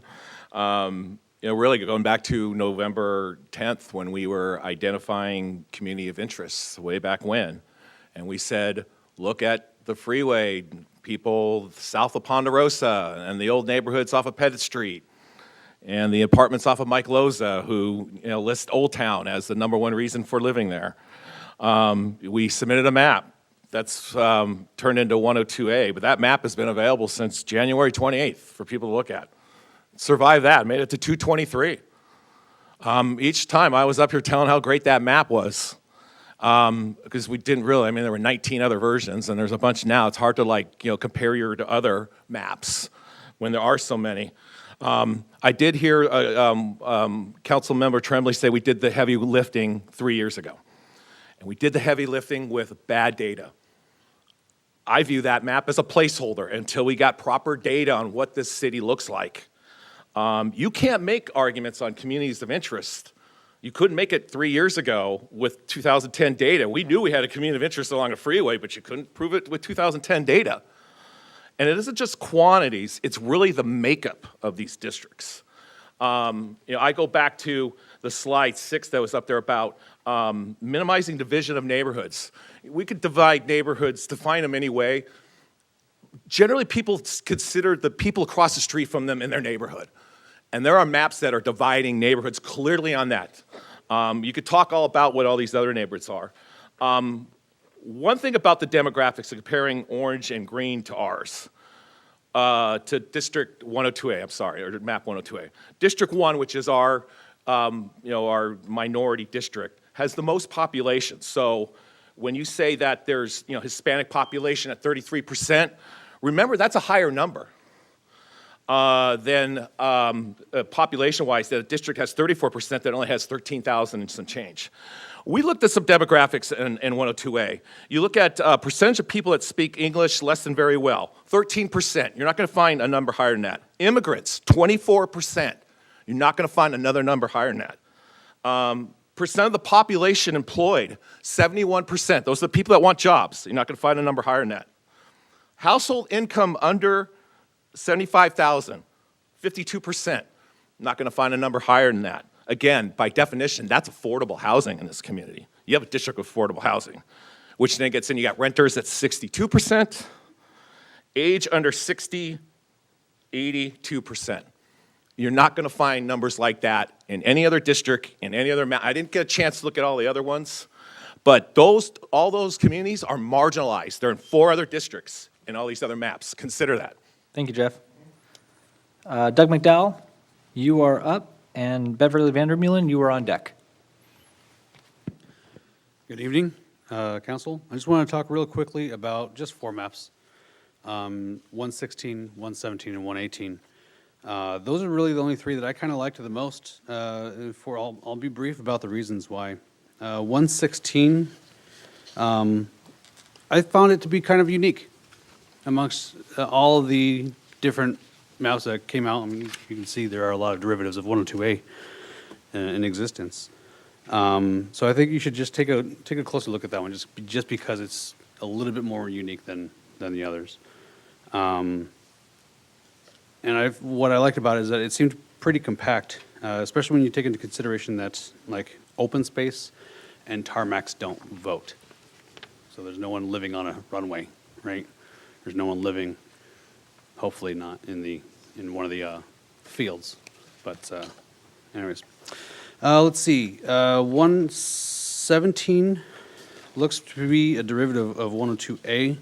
The changes that happened in that look like they addressed all the council members' different asks and complaints about 102A. Mission Oaks got a little bit, it looks like 4 got a little bit of 5.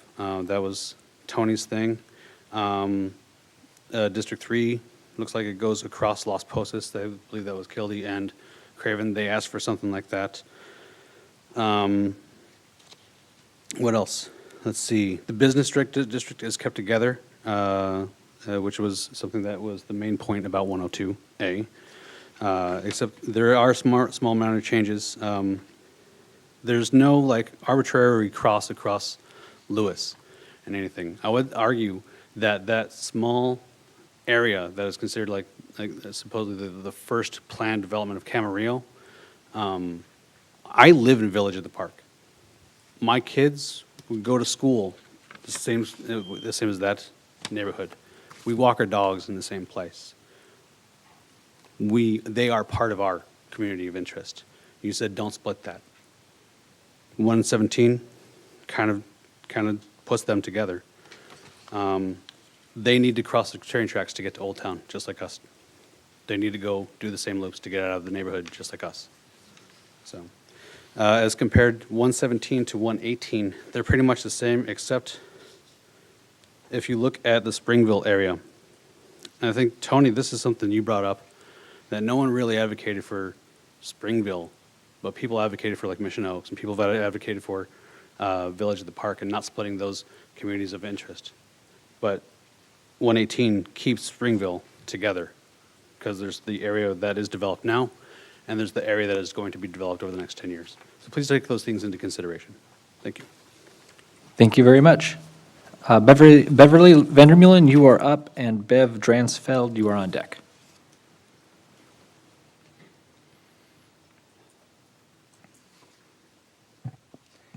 Good evening, council members. I was looking at these. One of the things that has bothered me on the maps is that the Pitts Ranch Park area is divided on almost all of them and has been. And from when I've talked to people, I only know 2 people that live in that area that complained that part of it got to vote last time and part of them didn't, and why were they separated?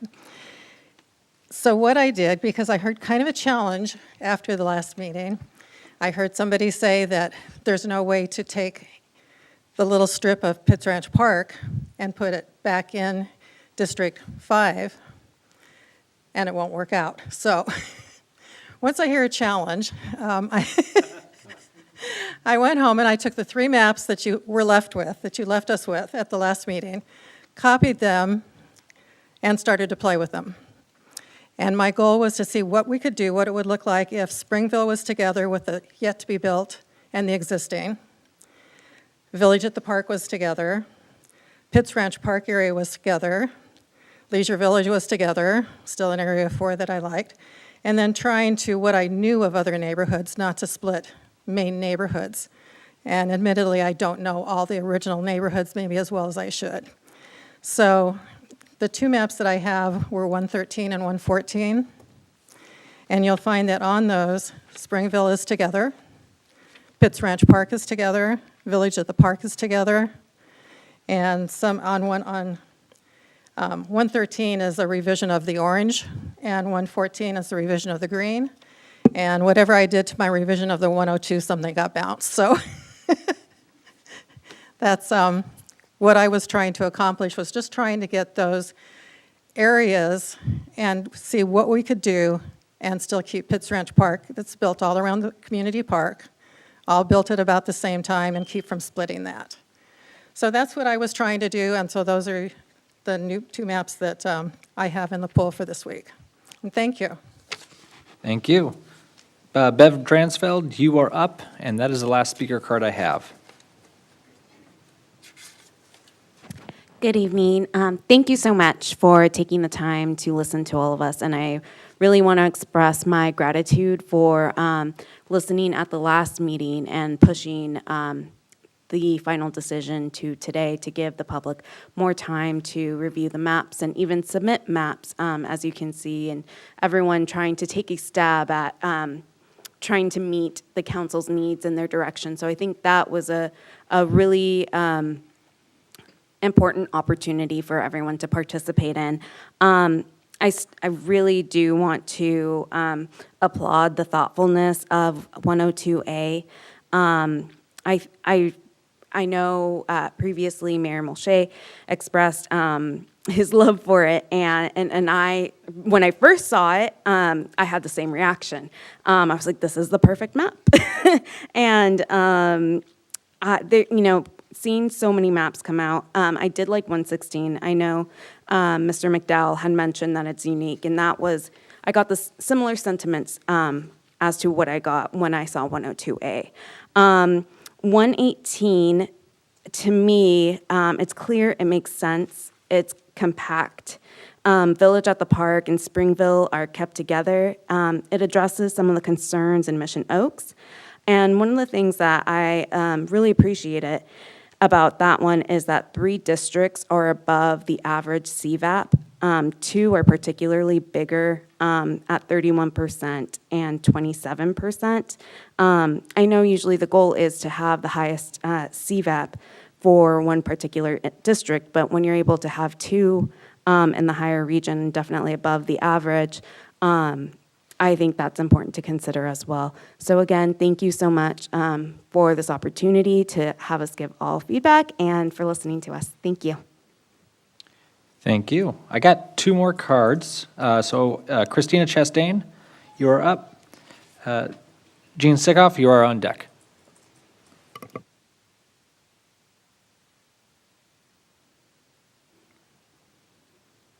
Good evening, everyone. So my name is Christina Chastain. I'm the president of the Camarillo Old Town Association, and I'm here in support of MAP 102A. And I really appreciated the comment that came from Mr. Patel, because definitely the sentiment is that the Old Town Association met around this MAP 102A and really did put our heart into thinking about the future of our district and how the current map doesn't really serve us very well as we're divided. And there are many districts that are dividing neighborhoods currently. And so as we look at this 102A and as we see the future for the Old Town area and the redevelopment and the growth, it just seems to be the best choice. And so I'm here to urge the council to choose 102A, as that would make us very happy. And I don't know if that really matters, but at least, It's you or somebody else. Yes, or somebody else, right? But, we kind of feel that we have, we're here in support of this city. We put on 18 events a year, all via volunteer hours. We're all small business owners, and we put our time into this city because we really care about bringing our community together. And we think that 102A, by creating a district that would give us the proper representation to continue some of the changes that we've talked about over the past several years. Obviously with COVID, a lot of things have been put on hold, but we're hoping moving forward after this redistricting process is over with, that we can start, moving forward with some of the improvements that have been left as they have been for the past 20 years. So anyhow, thank you so much. Have a wonderful evening. Thank you very much. Jan Sickoff? Is it Jean or Jan? Definitely not Jean, Sean. Yeah, Okay. It's Jean Kuchera Sykov. Well, yeah, you didn't write your middle name. Yeah, I didn't write any of that. I don't know. Good evening. For those of you who don't know me, again, my name is Jean Kuchera Sykov. I'm a 45-year resident of Camarillo. I also own Xander's Game House in Camarillo Old Town, and I'm the secretary of the Camarillo Old Town Association. I'm going to read some prepared notes so I can stay on point and not ramble. For those of you who know me, that's highly probable. So I'm going to stick to the written presentation today. So I am, of course, here in support of redistricting map 102A submitted by Jeff Walker. I have taken the time to review Jeff's proposal, and I approve of his plan for many reasons. First, I can see that in District 1, where my business is located, this map brings together multiple groups with common needs and interests. It's also important to me that we include Berry Street, Pettit Street, and also the Andor Apartments for the reasons the previous speakers have mentioned. For example, the most recent census information that we have tells us that District 1 has, again, the highest percentage of Hispanic and non-English speakers. We have a high percentage of the retail and hospitality establishments, and we are the main transportation corridor for the city. As a result, the new representative will be able to focus on the common concerns that will be across the board for this entire district, which is affordable housing and rental rates for us as businesses, clean, safe, walkable neighborhoods, and the ability to get to Old Town and other places of employment from places like Berry Street and others, the redevelopment of Old Town, and helping to alleviate the environmental impact that this district disproportionately bears. Understandably, these are not easy problems to fix, but the good news is that the new representative of District 1 will have the full support and cooperation of the Camarillo Old Town Association. We are an experienced group of professionals with a vision and a plan to make our beautiful and historical part of the city thrive. We will not have a laundry list of demands, we will have a list of ways to help. One of the other benefits of MAP 102A are the clean lines proposed for the district divisions. Instead of separating neighborhoods, it efficiently brings like-minded communities together. I'd also like to speak to the concerns surrounding the disenfranchising of some of the districts with this new map, if implemented. Although my business is in District 1, I have resided in District 3 in the Heights since 1976. I can't read my own notes. Oh, in my opinion, District 3 and the others like it have been well represented for many years and are doing fine. I believe that the time has come to focus on the areas of our city that are underserved and in most need of help. In closing, I am asking the council to please approve redistricting map 102A for the benefit of the community and the financial benefit and revitalization of downtown that will bring financial success to all of us. Thank you. Thank you very much. I do not have any other comment cards at this time. Does anyone else want to come and speak prior to closing the public hearing? Otherwise, I'm not seeing anyone come forward, so I'm going to close the public hearing, and we're going to get to discussion. I had one question for our consultant. To be clear, aside from the numbering, tonight we have to choose one of these maps. We can't fudge a line by a street or anything. Is that correct? No, if there's a change and an adjustment that's immaterial, or that is sort of, the answer is yeah, you're correct. When you choose a map, that's the map you're choosing. If there's something that needs to be cleaned up ministerially or whatever, we will. So okay. The timing is an issue for you. It's right. about when you can fit it in. And you still have a little bit of time, I think, if you decide to have a special meeting. Okay, thank you. Sean, who wants to lead us? Can I make a comment before we start? Sure. deliberating? Yeah. I want to make a comment, just for me as a council member here. I want to thank everybody for submitting a map. Good job. They're all good maps. Almost all of them could be implemented as they were submitted. Some of them need a little bit of tweaking. We had to cut down to the ones that we thought were the best ones, but in no way, shape, or form do I want anybody that submitted a map to feel that it was not a good map. They're all were good maps. And I think that's one of the reasons why we've consolidated some of this. So I never thought anybody had any ulterior motives or anything on that other than the fact that they were interested in our city, and I commend you for that, and just wanted to submit a map that they thought that they would work. So I just wanted to make that statement before we start deliberating. Thank you for allowing me to do that.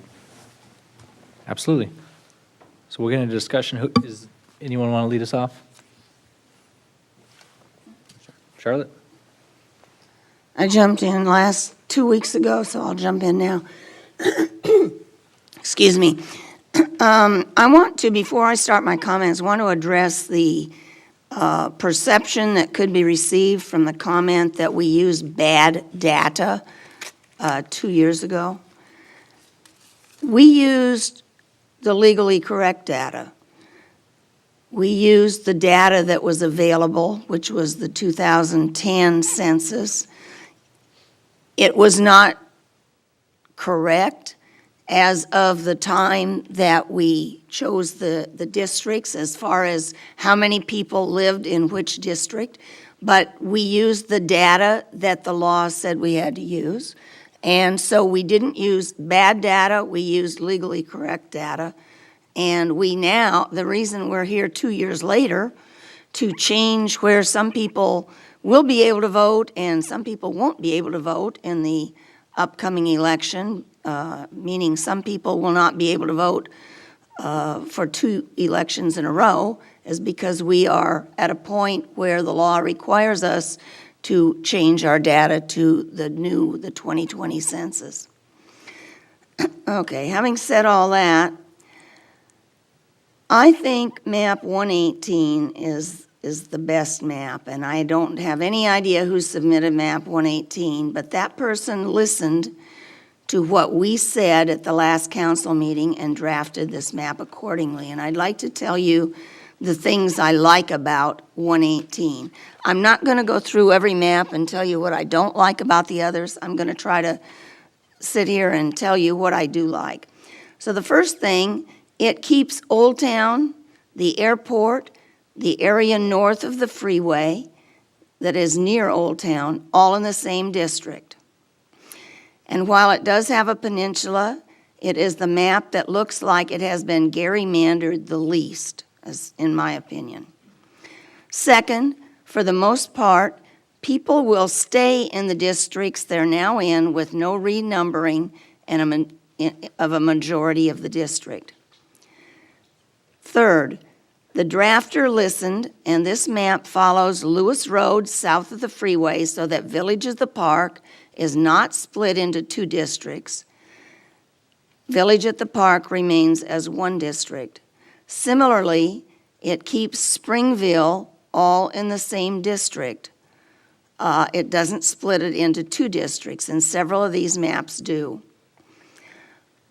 Fifth, the small peninsula along Mission Oaks Boulevard that Mr. Tremblay was concerned about at the last meeting was moved from District 5 into District 4, or, yes. I get those 2 districts mixed up. It seems to me if you're going in one direction, they should have been numbered in one direction. I've always gotten those 2 districts mixed up. Sixth, where District 3 moves up along Arneal and crosses Las Posas Road is about as straight as the precincts allow it to be in a straight line. Excuse me. It does not stray off exceedingly to the west. In other words, this map disenfranchises as few people as possible who are currently in District 1. And I understood going into this all along, District 1 was going to be the giving district. But I think if we can disenfranchise as few of those people up there as possible, it would really be good. Seventh, each district is pretty compact. I don't see any communities of interest that are divided on map 118. While the southern border of District 3 is Hartnell, Hartnell is an extension of Pickwick, which is a major street, and it's a logical division.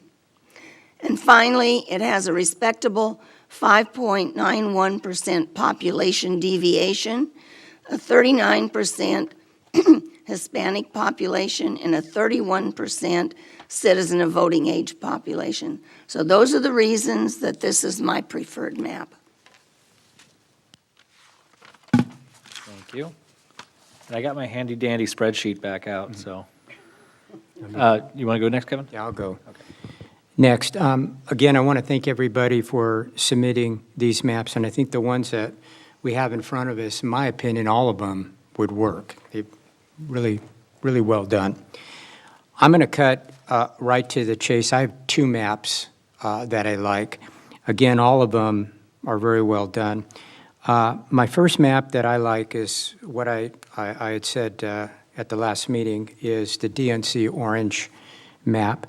And I think that it keeps, I'm going to lack of a better term, it keeps all the areas of interest that we talked about relatively, if not totally, whole.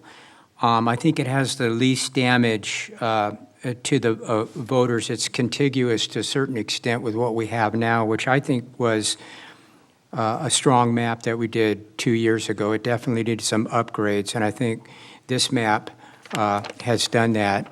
We're at a 7.8 where the standard deviation is still under the threshold at that. I think the population is relatively contiguous to each other, and I think it's easily explainable. My second map that I like is map 118, and I think that, again, it deals with the peninsula. I think Mrs. Craven had said a lot, and I don't want to just reiterate that, but I think it flows well. It does, number 3 does jump up over Las Posas here, but it keeps the village at the park whole, Old Town to a certain extent whole, other than, there's some slivers that we could talk about whether or not we want to increase or not. It keeps the numbering the same. So my preferred map is orange map. My second preferred map is map 118. Thank you very much. Who wants to go next? All right, Tony. First of all, I'm going to be a little redundant, but thank you to everybody who submitted maps. Thank you to everybody who spoke, regardless of your position on any given map. I'm confident that all of us have, like many of you, have spent hours studying these maps in order to do the most thorough and transparent job that we can. I do want to reiterate, we did not use bad data in 2019. We used the legally correct data as of that time. And by heavy lifting, what I meant was that that's the first time, you recall, we went to districts. And it was the first time we had gone through that exercise. We decided we were going to have 5 council members elected by district. We weren't going to have 4 council members plus a member or an elected mayor at large. Everyone is quite correct in thinking, okay, so now the census is, the 2020 census is in, so we have new data and we have to act on that. So with that said, I would bring it down to 5 maps, but I have my preference. I'm going to be a little redundant here. My first choice is 118. And I think what I go to is the PowerPoint slide that our consultant used on the legal criteria and the traditional criteria.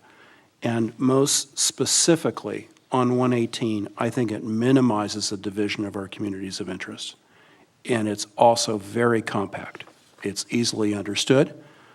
I would note that with respect to 102A, and I really appreciate the perspective of the Old Town Association and the merchants in Old Town, 118 accomplishes a great deal of what 102A set out to do. In fact, I would suggest that it accomplishes almost all of what OTA set out to do in its maps.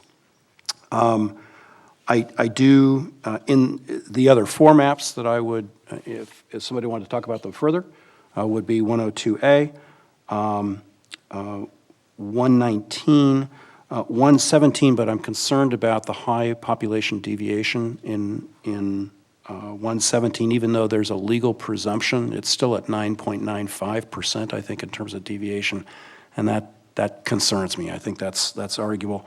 And just so no one will be disappointed, I still like NDC Orange. However, I'm sorry to be, I'm not trying to be flip, but I still do like NDC Orange. And I think NDC Orange offers some important attributes. But with all of that said, and looking at 118 in comparison, I'm in favor of 118 as my first preference. I'm sorry, was it 102? What's your first preference? 118. 118. 118. Ms. Santangelo? So I'm also not going to go through every map one by one. I'm just going to talk about the ones that I like. Surprise, surprise, 118. I like 118. I also like 102A. And I really, I'm going to echo what everybody said. I so appreciate the input that we have had this round. When we did this last time, we did not have as much input and as much conversation, whether that happened here or, offline. But I really appreciate it because it helps us. It helps us. I live in one community of interest. I don't know what the communities of interest are. That I can guess at some of the larger ones, but some of them are more subtle and nuanced. And so I appreciate hearing from the people that actually live in those neighborhoods. I appreciate the desires of the Old Town Association and what you were accomplishing to do, and I get it. I think the neighborhood that's just east of the railroad tracks, I think there's a disagreement about what the community of interest is. Is it part of Old Town or is it part of a village at the park? I don't think there's a correct answer to that. I think it's what side of the railroad track you're looking from, maybe. So that being said, the things that I didn't like about 102A was that it split up the Springville development, what is there now and what will be going in west of Springville. And my perspective is that neighborhood to the east of the railroad tracks should be part of Village at the Park. So, my first choice is 118. I'm just going to leave it at that. See if we can go with just a first choice from me. All right, benefit of being mayor, you get to speak last. I'm going to go through every single map in detail, and I'm There going you to give go. you all of my, I hope we have coffee. No. Can I move for a recess? No, keeping with the trend, I'll try to be brief and just tell you the ones I like. There's only 3 maps I did like. Map 102A is still at the top of my list. It is still my favorite map for all the reasons that I described previously. I think it's clean. I think it's easy to follow. I hear the argument about Springville. If there was a way to where we could somehow take that part that would have been developed and throw it in, that would have been preferred. But the way the mapping allowed you to go kind of precinct by precinct, it was gonna kind of cut into Spanish Hills. It's still my favorite. There was an argument made, or there's still discussion about East Lewis Road. The houses off Pettit are some of the oldest houses in Camarillo, and there was an argument made that they belong in Old Town, or as a part of Old Town, in that Old Town district. I would tend to agree with that. I've since told my wife that I'm in love with 102A, and she has been really good about accepting that.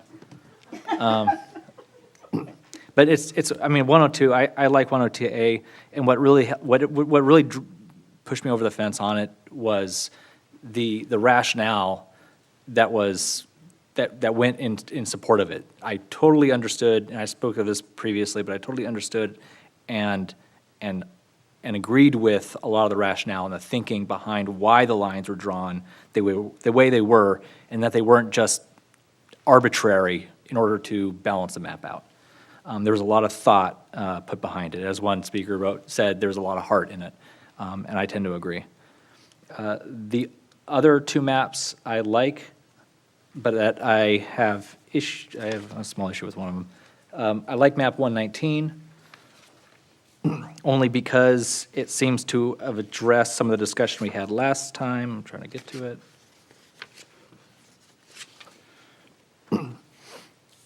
It seems to, well, what did it address? I think it addressed that issue that Tony had brought up in Mission Oaks and how that was to be cut. And not at Wood Creek, but that neighborhood there.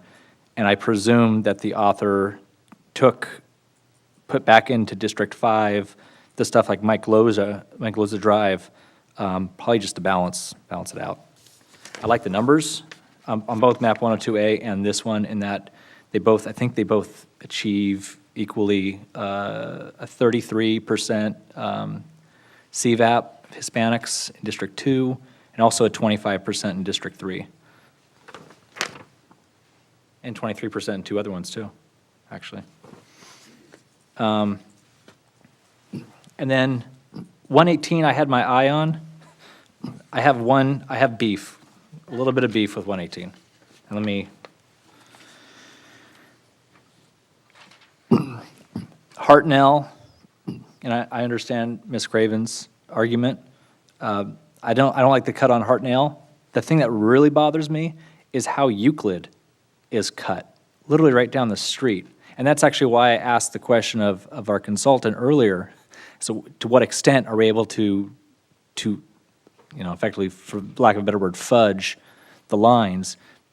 Because that northern part of Euclid is in one district, and the southern part of Euclid is in another district. And I don't know if that was intentional or if that was just a mistake of the person doing map 118. Does everyone see that? One is in the condominium complex and the other is in the other part. They're completely separate. No, those are all single-family. Not all of Euclid is. I actually live there. Well, I live in the you live in the condominium Euclid- I live in Euclid Estates. Estates. Right. But I'm talking about the street. But Could I they live put on the Euclid map up? Avenue. Oh, yeah, maybe we can put the map I live up. on Euclid Avenue, and it's actually separated from where it joins into like Edgemont, into that neighborhood by a gate that is not open. They're completely different. 118. 118, I'm sorry. Oh, I see what. You'll see what I'm talking I see what about. you're when- talking about now as I zoom in. Yeah, that's 118. So see where the red and the blue to the left there on the screen? That's Euclid Avenue. Yeah, Those bring are it all- up, please, so we can. And scroll to the left a little bit. Is that a precinct? No, it's not cut that way. I don't even know how, no, you'd have to go down. There's a further, you can drill down into the map even further. But I don't know what the thought was behind that. I have a friend who lives on Euclid, and he called me, and he said, why, and he's not necessarily affected by this, he lives on the further west end, but he said, why are some of my neighbors on one side of my street in a district and neighbors on another Yeah, other I mean, side in another? That should be, it should go up to Carmen and. Yeah, I would think. Just briefly, it really is about census blocks. And Yeah. sometimes census blocks go down the middle of the street. We like to think in streets because that's how it's laid out. But when you're clicking to find population, you click and it goes wherever it goes. So, but the notion that red part there, that could be blue, but if you click it, there's a whole bunch of stuff that goes with it. And I don't know this specific one, but that's. And then you got to find numbers someplace else to put there. If in fact that balances it significantly. If it doesn't, then you're just. Yeah, this one had the 5-point-some-odd% deviation, so so you have rows. that wouldn't adversely impact your 5.9. deviation. Well, if you follow Euclid all the way down, it probably might. Well, just that one little leg. Looks like the belly of an iguana. Right. That's my one problem with that, and whether it was intentional or a mistake. Once I saw it, I never unsaw it. I have a question of you, Your Honor. Yes. Because you talked about 102A and how much you liked it, but I thought at the last meeting, could we put up 102A, specifically the part down at the very southern part of Lewis Road, going into that older tract, which I think was called Rancho Callegas? like, Doesn't that get into Village at the Park? so that runs along, is that Village of the Park Drive or Village of the Park, is that Commons? It's the Commons. Village at the Park Drive, isn't it? North and south. So it's got the Marriott in the north there, and then everything to the west, which on the northern part, west-northwest, that's all that Pettit, that's the Yeah, original. I'd like to see south of there, please. There you go. Those are the new apartments off Lewis, the Mike Loza Drive. Those are the ones that were built not as Okay. part of Okay, I've got it sorry, now. Village of the Park, but. I'm sorry, yeah, Tony. Yeah, let's go back for a second on 102A. Again, I grew to like 102A better, and I understood the intent behind it better, thanks to Mr. Walker and others and conversations. I do think, though, what concerned me about 102A is it did not get rid of that chunk in Mission Oaks that came out of the Mission Oaks neighborhood, and it remained there. So this is one of those situations where, and I also think that I had trouble with 102A splitting Springville.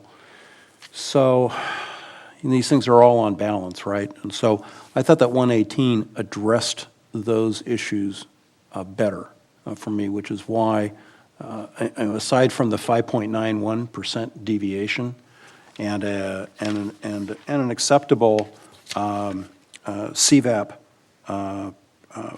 percentage ratio, both as to total population and CVAP population for Hispanic voters, led me to think that 118 was our best choice. So I'm ready to make a motion when you think it's the right time.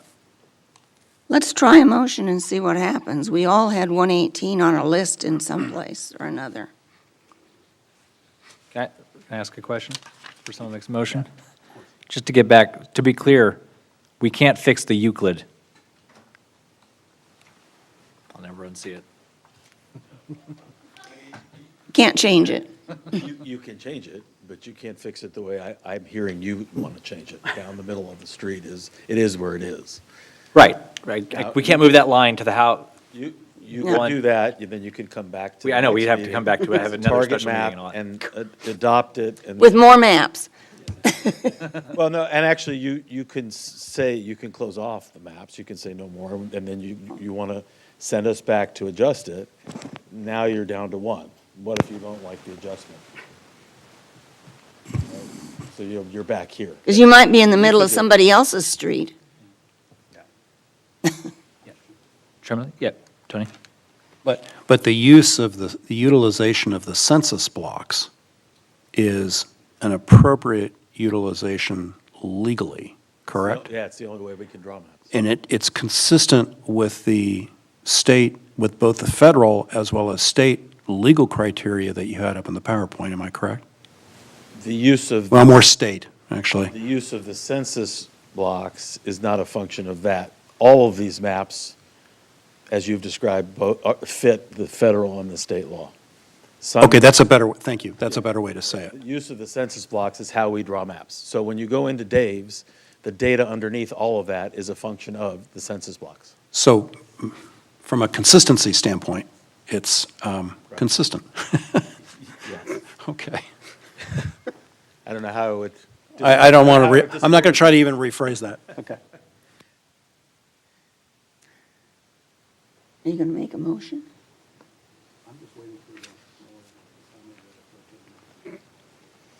I think somebody needs to. Yeah, we will entertain motions. Let me first inquire of the city attorney, is there any specific form of motion that you would like, that you would advise us to utilize in this case over some other form? Well, we are adopting an ordinance, so you would request a reading of the title, but we do need to know what map you're going to be attaching Well, ordinance, it will so- be 118. I just want to make sure that whatever is encompassed in them, my motion will be to adopt 118, map 118. I think just want to make that's sure sufficient. whatever in If the that's- form of the motion is going to. No, be there's okay. no magic language, so if you're saying your motion is to adopt map 118 as it's been submitted, without modification, then that would be your motion. All right, my motion is to adopt map 118 as submitted without modification. Second. I would like to make a second motion, and I'll motion for map 102A. Well, procedurally, what you could do is make a substitute motion, and then you'd have to vote on that before you vote on the motion from Councilmember Tremblay, if you get a second. And I'll motion for a substitute motion. All right, so now we have to see if anybody's going to second that. I think it died. Just want to give everyone ample time. Just All to right, so now that second, that- you can now change that- your mind. Now that that All motion right. has died a natural death. It'll die for lack of a second. We go back to the motion. You still have a motion on the floor. Yes, we We do go have back a to the motion on the floor, and I floor. do have a second. So at this time, please vote.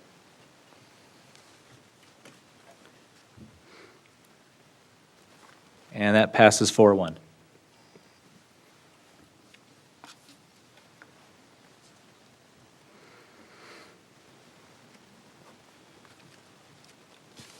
Mr. Mayor? Yes, we had, Are there, okay, I think there's another subsequent motion that needs to be made, and Mr. Pierrick, would you advise us as to the proper form of that motion? Yeah, let me just check that. Please. Just want to make sure we get it done right.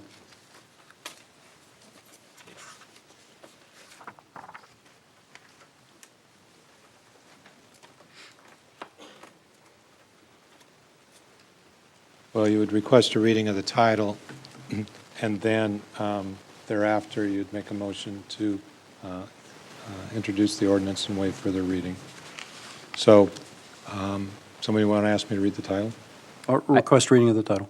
I'm sorry, Mr. Mayor. Yeah, this is ordinance number 1190, an ordinance of the City Council of the City of Camarillo, California, amending sections 2.08060 through 2.08080 to Chapter 2.08 of Title II, City Council of the Camarillo Municipal Code, redistricting the city's electoral districts. Move to waive further reading and introduce? I should probably add with map 118. With map 118. Second. Oh, Susan beat me to it. I have a motion and a second. Please vote.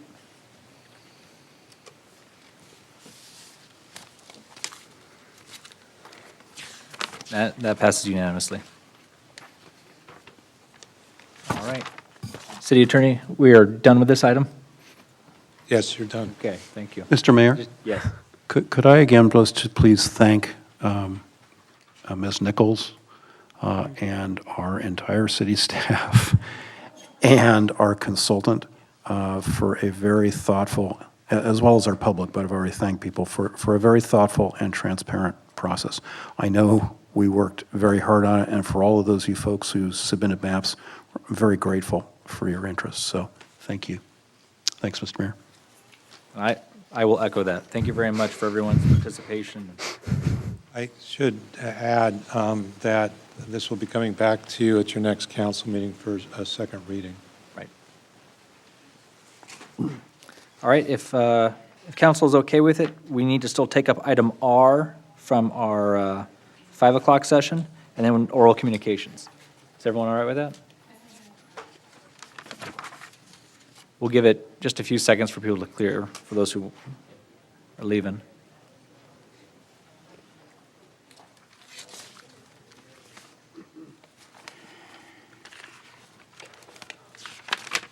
I'm so glad I don't have to do that again.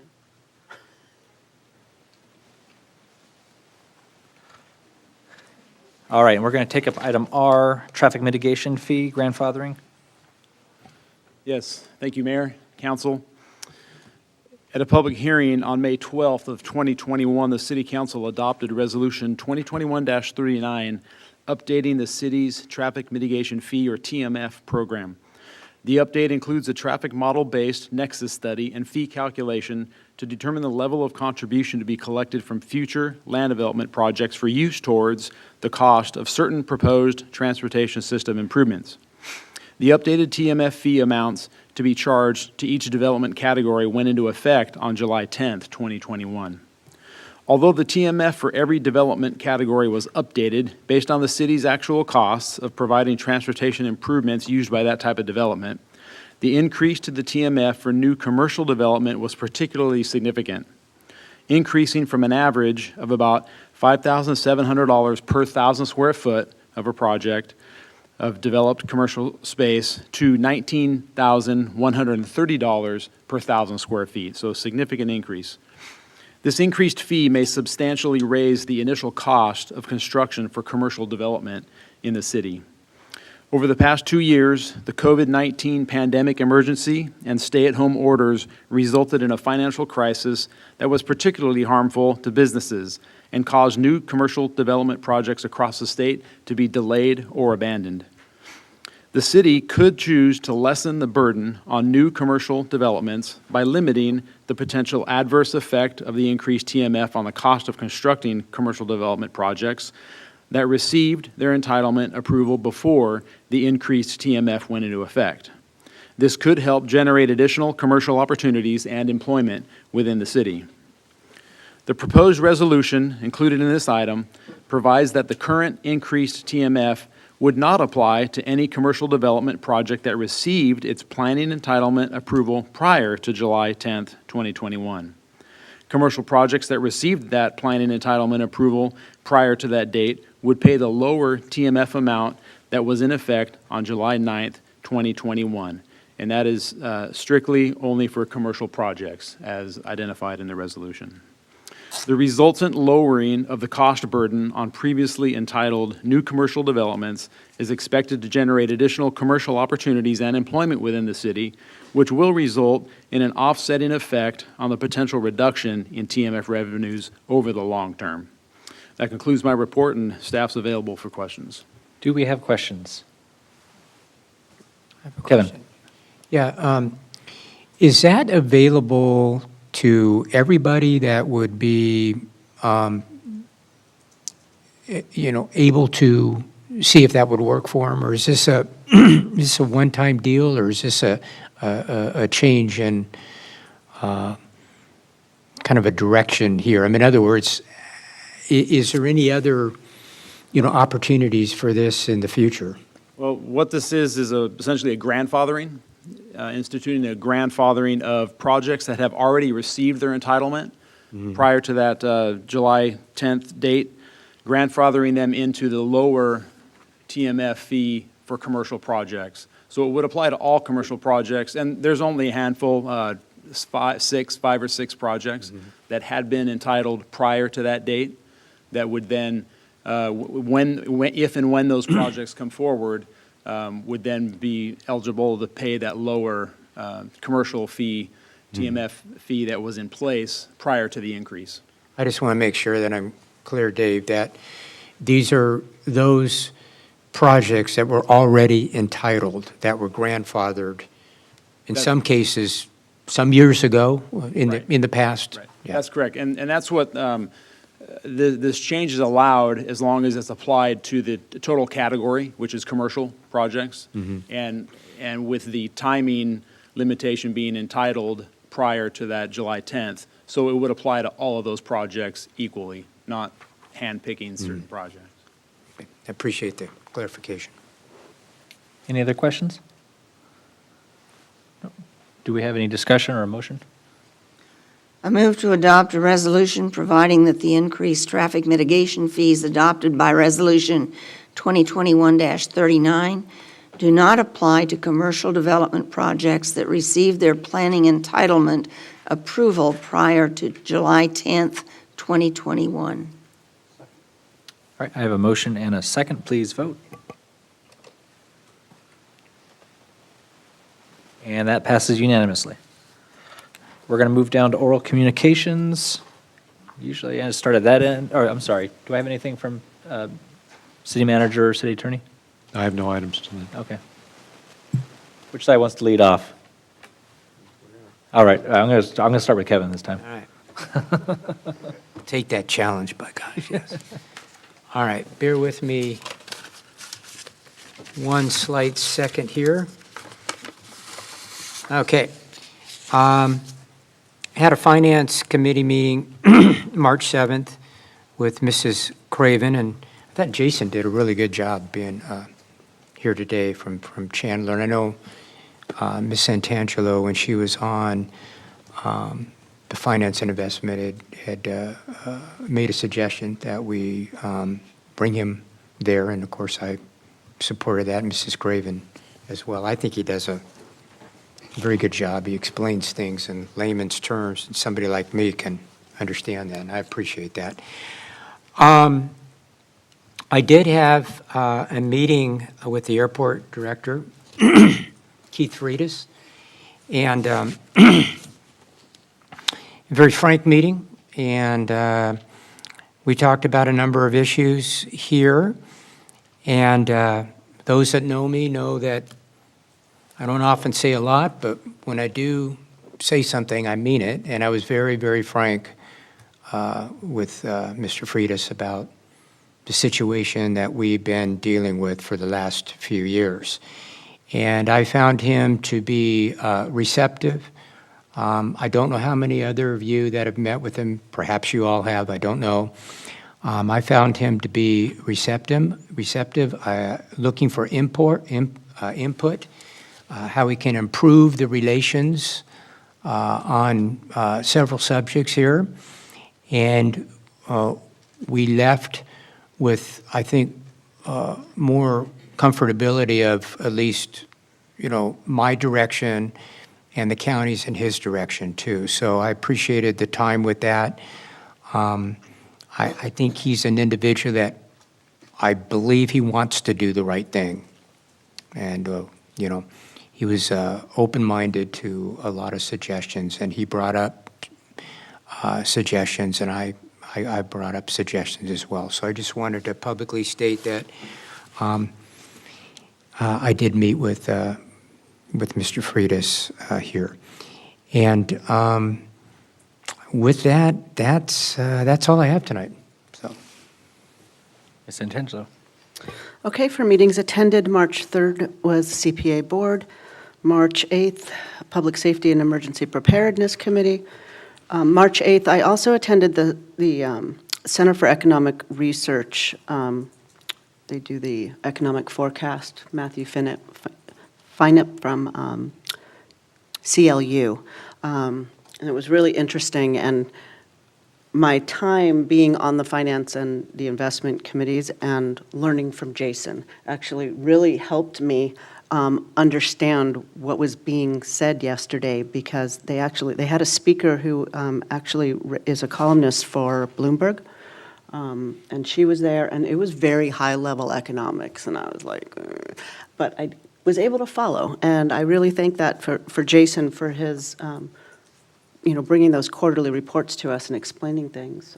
So they disagreed on some things, but that's for another discussion.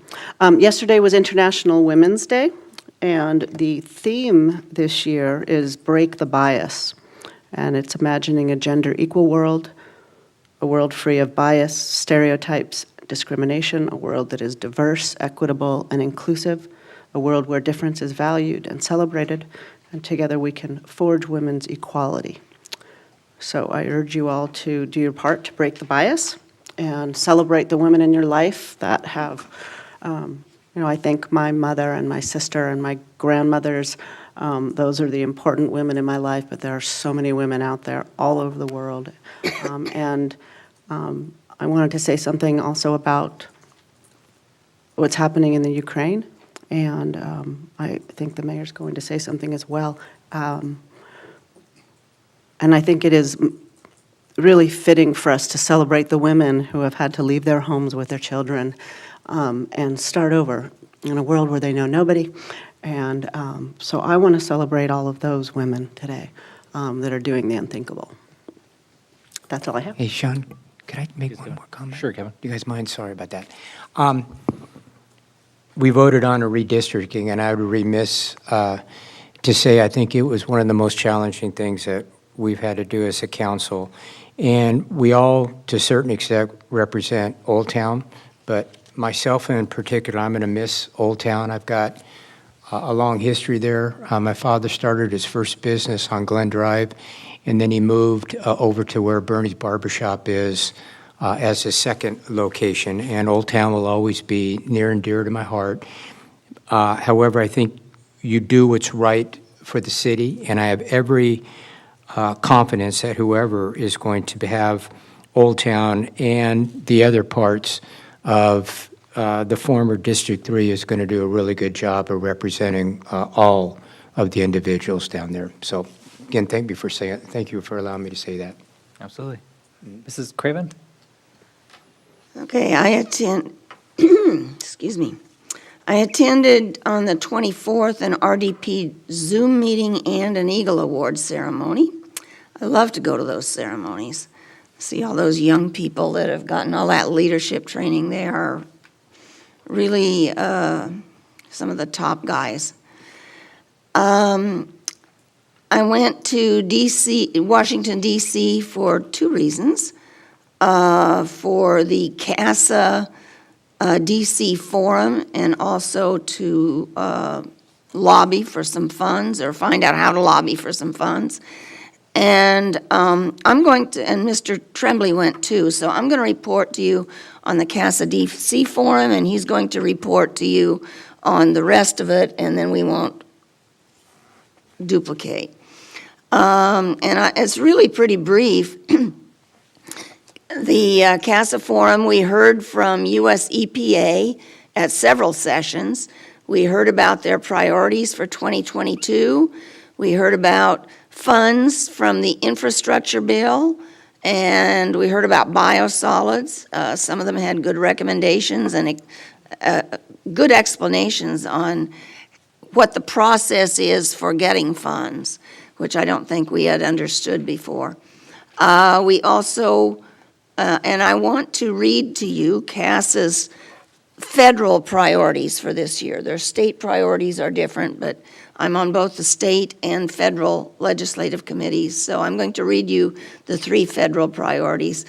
Robust ongoing federal assistance, support annual appropriations for the federal programs that support improved water quality and reliable water supply.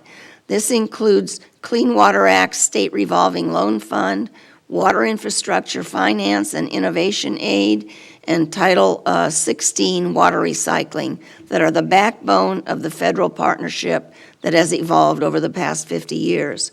The second one is Climate Resilience Funding, support federal climate programs and appropriations that assist projects and planning for wastewater treatment facilities to address climate change impacts.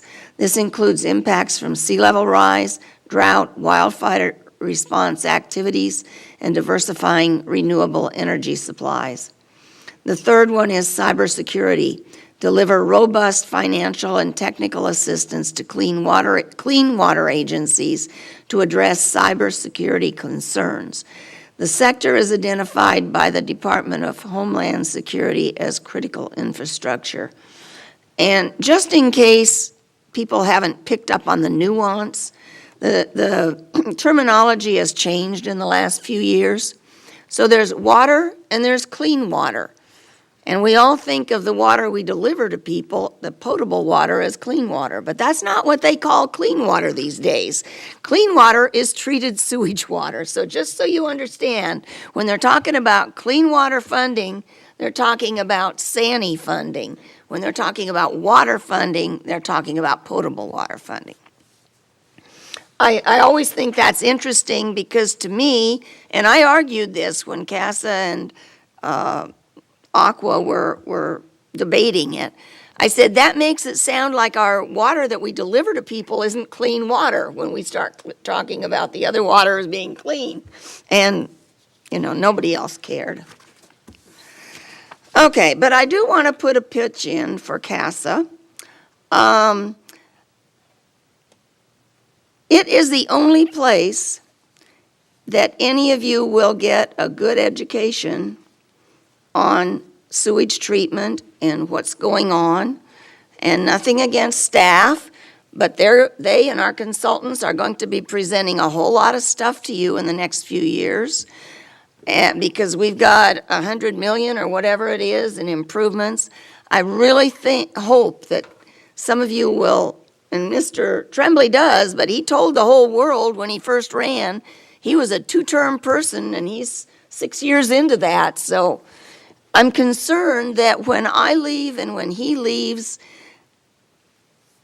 only the league will be attended. And some of the other, this organization is particularly good for learning a lot in general about what the Sani plant does and what is expected about water reuse and all of that kind of stuff. Third thing I want to talk about is something I received in today's mail, which to me was really presumptuous. To Mr. and Mrs. Michael Craven, and I'm sure a lot of older folks got this in today's mail too, looking to downsize and live in Camarillo, we've got exactly what you're looking for. CamSpringsSeniorLiving.com. Expect more from retirement in beautiful Camarillo, and it goes on to tell you all about what you can get at the new project that they want you to buy into at Camarillo Springs. This is a project that hasn't been approved for a general plan change, but they're already advertising it as if it is. I think that's really presumptuous. In fact, I got really upset when I saw that. Finally, I can either talk now or after both of you have your thing about streets. History. I love history. Okay, you love history. Charlotte's Fireside Chats. Okay, it's a short one. It's on street names. Many of Camarillo streets were named after early settlers in the area. Farming was the economic activity in this area a century ago, and many streets are named for those early farmers, with the Camarillo family being the most prominent. 2 streets are named Camarillo, which sometimes causes confusion.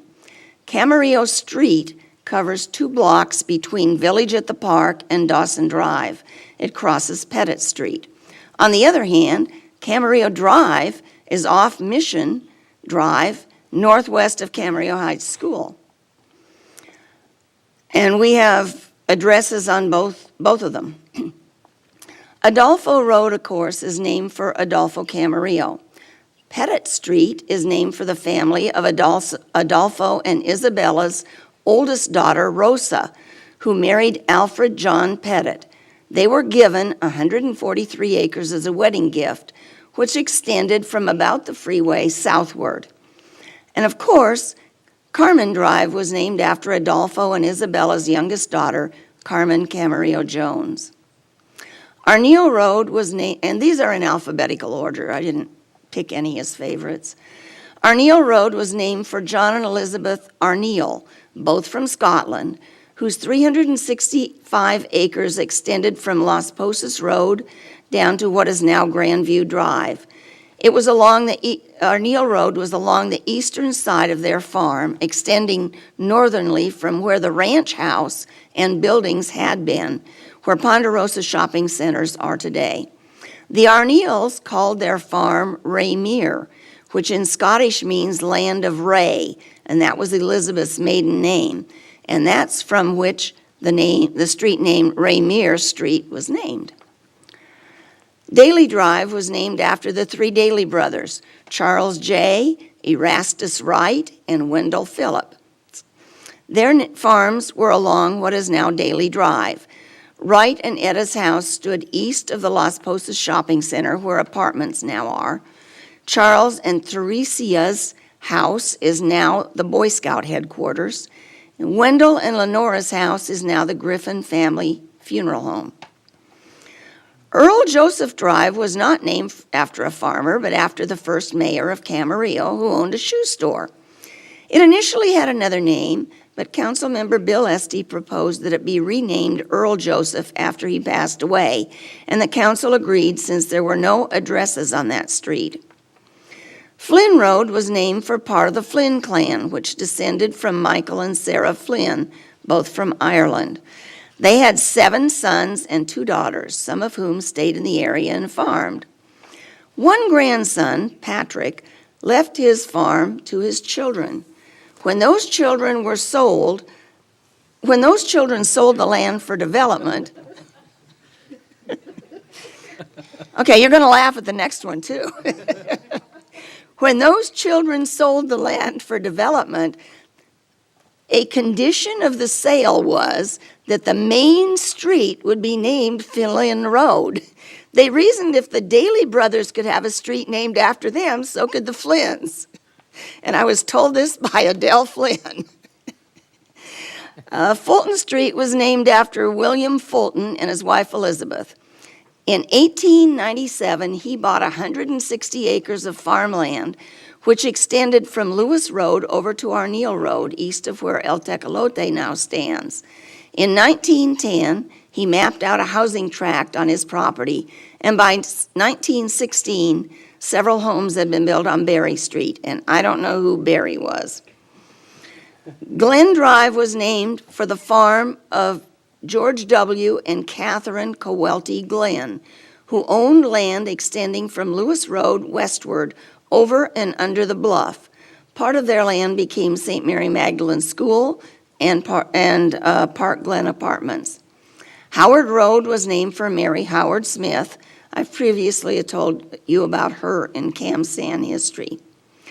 Las Posas Road was named for one of the original land grants, Rancho Las Posas. Lewis Road was named after Joseph Lewis, who jointly operated a large dairy with Adolfo Camarillo. Later, Joseph and Sarah Lewis's home was on 8,200 acres to the south, big farm. He had the largest walnut grove in California at one time, and he was the first to grow lima beans in Ventura County. He grew up to 2.5 tons per acre. That's a lot of lima beans on 1 acre. And he had lots and lots of acres, hence lima bean capital of the world. Lewis Road runs along the western boundary of his farm. Camarillo State Hospital was built on 1,600 acres of the Lewis Ranch. Mike Losa Drive is named for the man who ran El Tecolote restaurant for years and years and gave much back to the community. Councilmember Don Wanch requested that a street be named in his honor, and it's not far from the restaurant. Peoples Street was named for the family that bought part of the Fulton farm. The Peoples Housing Tract was approved in 1952. Peoples Lumber Company was on a corner that was later bought by the city, and we have plans for housing to be built in the area by the Area Housing Authority and many mansions. And finally, Wood Road was named for Reverend William Wood, who came from Ohio in 1868. 10 years later, he formed the Church of the Little Flock of Regular Baptists in Springville. The house on his farm was later moved to make way for the flight path at the west end of the runway of what is now Camarillo Airport. Good history. Oh, that is great. It's good to know that there's meaning behind Wood Road. I thought it was just us being unoriginal. Like, give it a species at least, walnut or something. Well, we have 2 walnuts. We have True. Los We Nogales. have most of the species already covered. Yeah, we have Los Nogales, and then we have Avenida de Los Nogales or something like that. Well, I'm glad the sons weren't sold. And to live in an age where for your wedding gift you get 143 acres. Where are my 143? It's pretty valuable. Mr. Tremblay? Mr. Mayor, it's really difficult to follow Mrs. Craven. I'll go in the opposite direction. So next week, or next meeting, which it's really tough to follow, Charlotte. Okay, let me just do the meetings and then we'll come back to topics. On February 25, I had a Metrolink Board of Directors meeting. from February 27 through March 3, together with Mrs. Craven. I was in Washington, D.C. Just very quickly, we had meetings with representatives of US EPA and United States Department of Transportation Federal Highway Administration, and with Congresswoman Brownlee regarding pending planned city improvement projects that are in our draft or in our capital improvement program, and the potential for federal funding assistance. So in a nutshell, that's what those meetings were about. And then on March 4, I had a Ventura County Transportation Commission board meeting. There are a couple things on both Metrolink and VCTC that I want to make sure I get on your radar screen. With respect to Metrolink, first of all, as of February 1, Metrolink has transitioned 100% away from fossil fuels and is now using renewable fuels in its entire locomotive fleet, both revenue and non-revenue fleet. It is the first railroad in the world with a full renewable diesel fleet. And they're going to celebrate that on April 13, I believe it is, down in Union Station. So anyway, you'll see I'm sure you'll see a news blurb about that. Service restoration coming out of COVID is moving ahead. On April 4, 2/3 of the Metrolink service will be restored, and that represents about 90% of the pre-pandemic levels. In October, assuming all goes well, we don't have any other surges, Metrolink will be back up at 100%. Starting to see a slow recovery, and this is the major challenge, of course, for all transit operators and transit agencies, us included. They're starting to see a week-over-week ridership recovery increases from anywhere between 5% to 7% as we're going forward. So those are good numbers.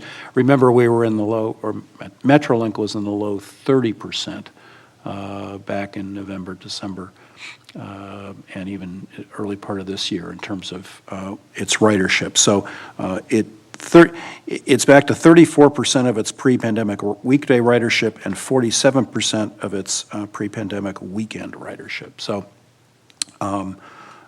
overall, obviously the focus is on ridership recovery, as it is for other transit operators. The weekend ridership has been strengthened by the Kids Ride Free on weekends policy. The board did approve. It had significant success in offering free fares on Transit Equity Day on February 4, and it is also offering free fares on Earth Day, which is on April 22. So keep that in mind. On Ventura County Transportation Commission, it's certainly an interesting year to chair the board. I just have a few items that I need to get on your radar screen. First of all, at the last meeting on March 4, we did celebrate the first anniversary of the Freeway Service Patrol program. I was lucky enough to speak to a CHP officer yesterday. I wasn't getting a ticket, by the way. This was a non-professional conversation in that way. I just happened to see him in a class, and we were talking about it, and he said, and he works out of the West Valley, but he really complimented VCTC on having the Freeway Service Patrol because he's used to having it down in the San Fernando Valley. And he lives in Ventura County, comes this way, back this way, on his commute back, and there have been, I had the statistics. Oh, I know. So here we go. Since March of 2021, the Freeway Service Patrol has responded to 3,191 motorists stopped in the lanes, shoulders, medians, and ramps of 101 and State Route 118. It equates to about 2.2 freeway service responses on the highway for every hour of service. Of those motorists approached by an FSP driver, 2,010 were provided direct assistance to restart their vehicle or towed to a safe location off the highway. The most common service provided by FSP in 2021 was, what do you think? You nailed it, Susan, fixing flat tires, okay? And so, anyway, it's been quite a success, particularly from a safety standpoint. The other thing that I really do need to get on your radar screen is that at the last meeting, there is currently what's called a TIES study, and Mr. Klotzel could teach the course on this, the Transit Integration and Efficiency Study going on with VCTC. And it's about how we integrate transit from a more efficient standpoint in the county. And this has been a conversation that has gone on for many years at VCTC. And there is a study currently going on how best to attempt to integrate services. And at the February board meeting, Mr. Judge, Councilmember Judge from Simi Valley, brought up that he wanted to be sure to have a discussion on potential formation of a single consolidated regional transit agency for the county, and wanted to put that on the agenda. Other members agreed, so we had that discussion last week, the bottom line is that those alternatives are being looked at in the current study. I think there traditionally has been a lot of concern about going to one consolidated transit agency for the county, or even two, West County, East County. Part of it has to do with the fact that, remember that Camarillo and at least three other municipalities receive TDA Article 8 monies because we have populations under 100,000 or otherwise exempt, which we can use for streets and roads. And there's a real concern about giving up that money in order to form a consolidated transit agency. And if I run afoul of any of this, Mr. Klotzel, I know you will correct me. This ties study is proceeding, though, and there are a number of strategies that are being looked at in the study, including potential joint efforts through MOUs among transit agencies, with most agencies remaining independent. And another alternative is to stay completely independent, and then the third alternative is to seek some sort of consolidation. A number of city managers or senior city staff, including Mr. Klotzel, spoke at VCTC. The bottom line is the study needs to be finished before the cities all give their input, okay? And I think it's fair that's a fair characterization of the comments across the board from the municipalities. Let's complete the study. There are concerns certainly regarding consolidation or the concept of that, but let's go ahead and get those studies, or get that study completed. The ties study, it's going to be a while before it comes back to us. I don't expect that the ties study will come back until maybe later this year or even early next year. But it's something that we're going to hear about more, and I just wanted to be sure that I got it on your radar screen, that it's out there. Did I do okay, Mr. Consul, in terms of the recap? Okay. Two things. I wanted to echo Mrs. Craven's remarks. We've got a wastewater. I'm not going to even go to clean water versus really clean water anyway. But we have, in all seriousness, we have a wastewater master plan and infrastructure plan where we're looking at spending in a rough order of magnitude number somewhere between $180 to $200 million at the treatment plant. So I would urge all of us to be, and I know we are, but to the extent that you have any interest in participating in CASA, I found it professionally as well as personally rewarding over all the years that I've been involved with it. Not as long as Mrs. Craven, but I'm getting close. It's probably about 30 years professionally. If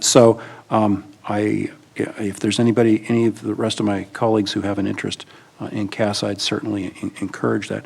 And finally, I know this sounds kind of self-serving, but I wanted to compliment us on tonight's discussions. Both on clean power lines and on redistricting.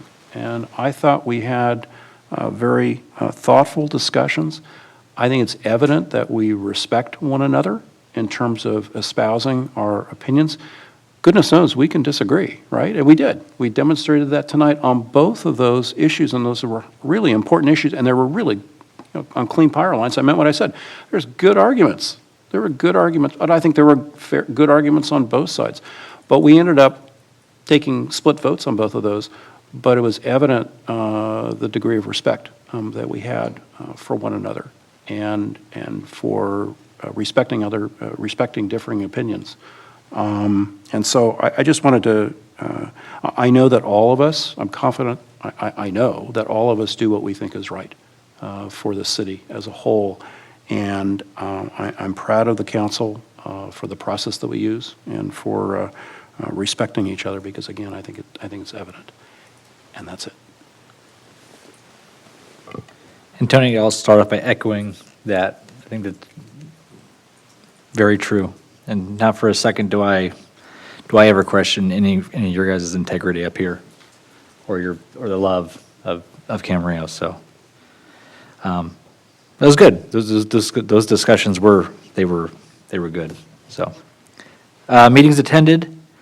Thursday, February 24th, I did a ribbon cutting. Partners in Care.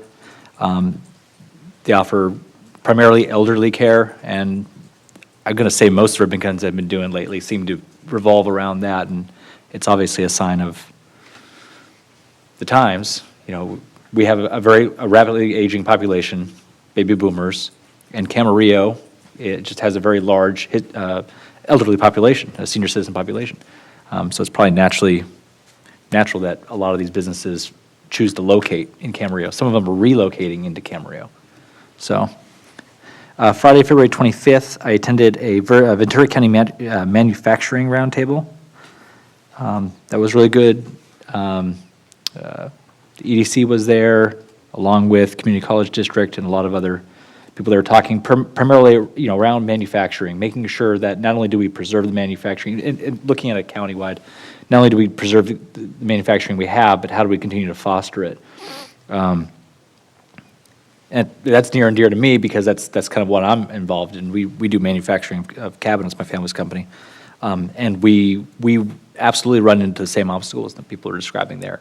I mean, cost of housing is a big issue. And training. The type of people that are going into, well, first, there's not enough people that are showing interest when it comes to manufacturing, whether it's construction or other kinds of manufacturing. And then the ones who do show interest, most of them don't have any legitimate training. So they're very green, and most companies are having to kind of train on the fly. We don't have people coming out of school who know these skills, and most of them haven't gone to trade school or anything. And so trying to, as a county, overcome some of those obstacles and help develop the next class, the next generation of people who want to work in those kinds of careers. So they can be very. I think they're underappreciated. I think they're undervalued. Many are probably underpaid, to be fair or frank. And it's just very important. It's important that we continue to make things here. Monday, February 28th, I had a CCUCI Site Authority meeting. Thursday, March 3rd, AWA board meeting. Tuesday, March 8th, Public Safety Emergency Preparedness Committee with Ms. Santangelo. There will be requests coming to us as a whole council in terms of public safety. This will be in the budget process. Then later that evening, that was yesterday, I attended the Camarillo Academic Olympics Super Quiz competition at Monte Vista, and that was really cool. Just watching that. I did the Geo Bowl when I was in high school. Not the same thing, but similar. So it was cool, and man, those kids were amped. And smart. I love Geo Bowl. I love Geo Bowl.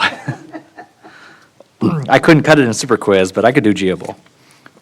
I want to talk, I also got in the mail some very presumptuous, people send me bills, think very presumptuous, and they think that I want to pay them.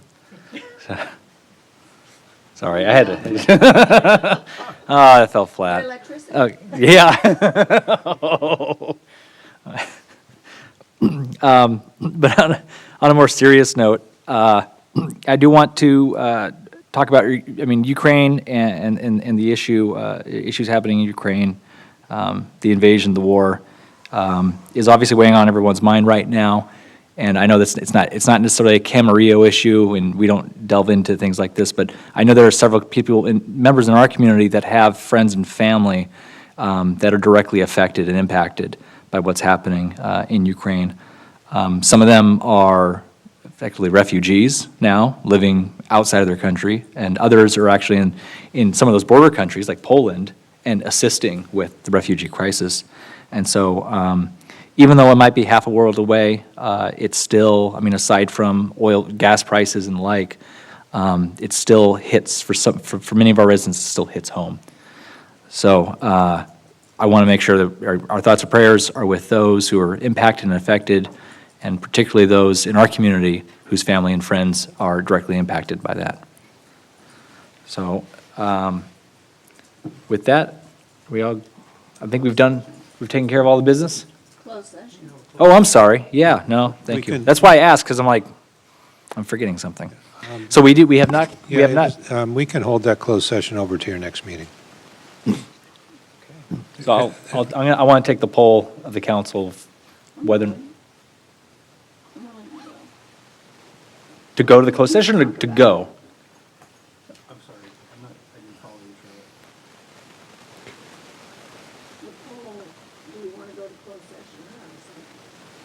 it. Go to closed session? I'm willing to as well. Yeah, I'm willing to go, but Yeah, we can. Keep deferring it. I'm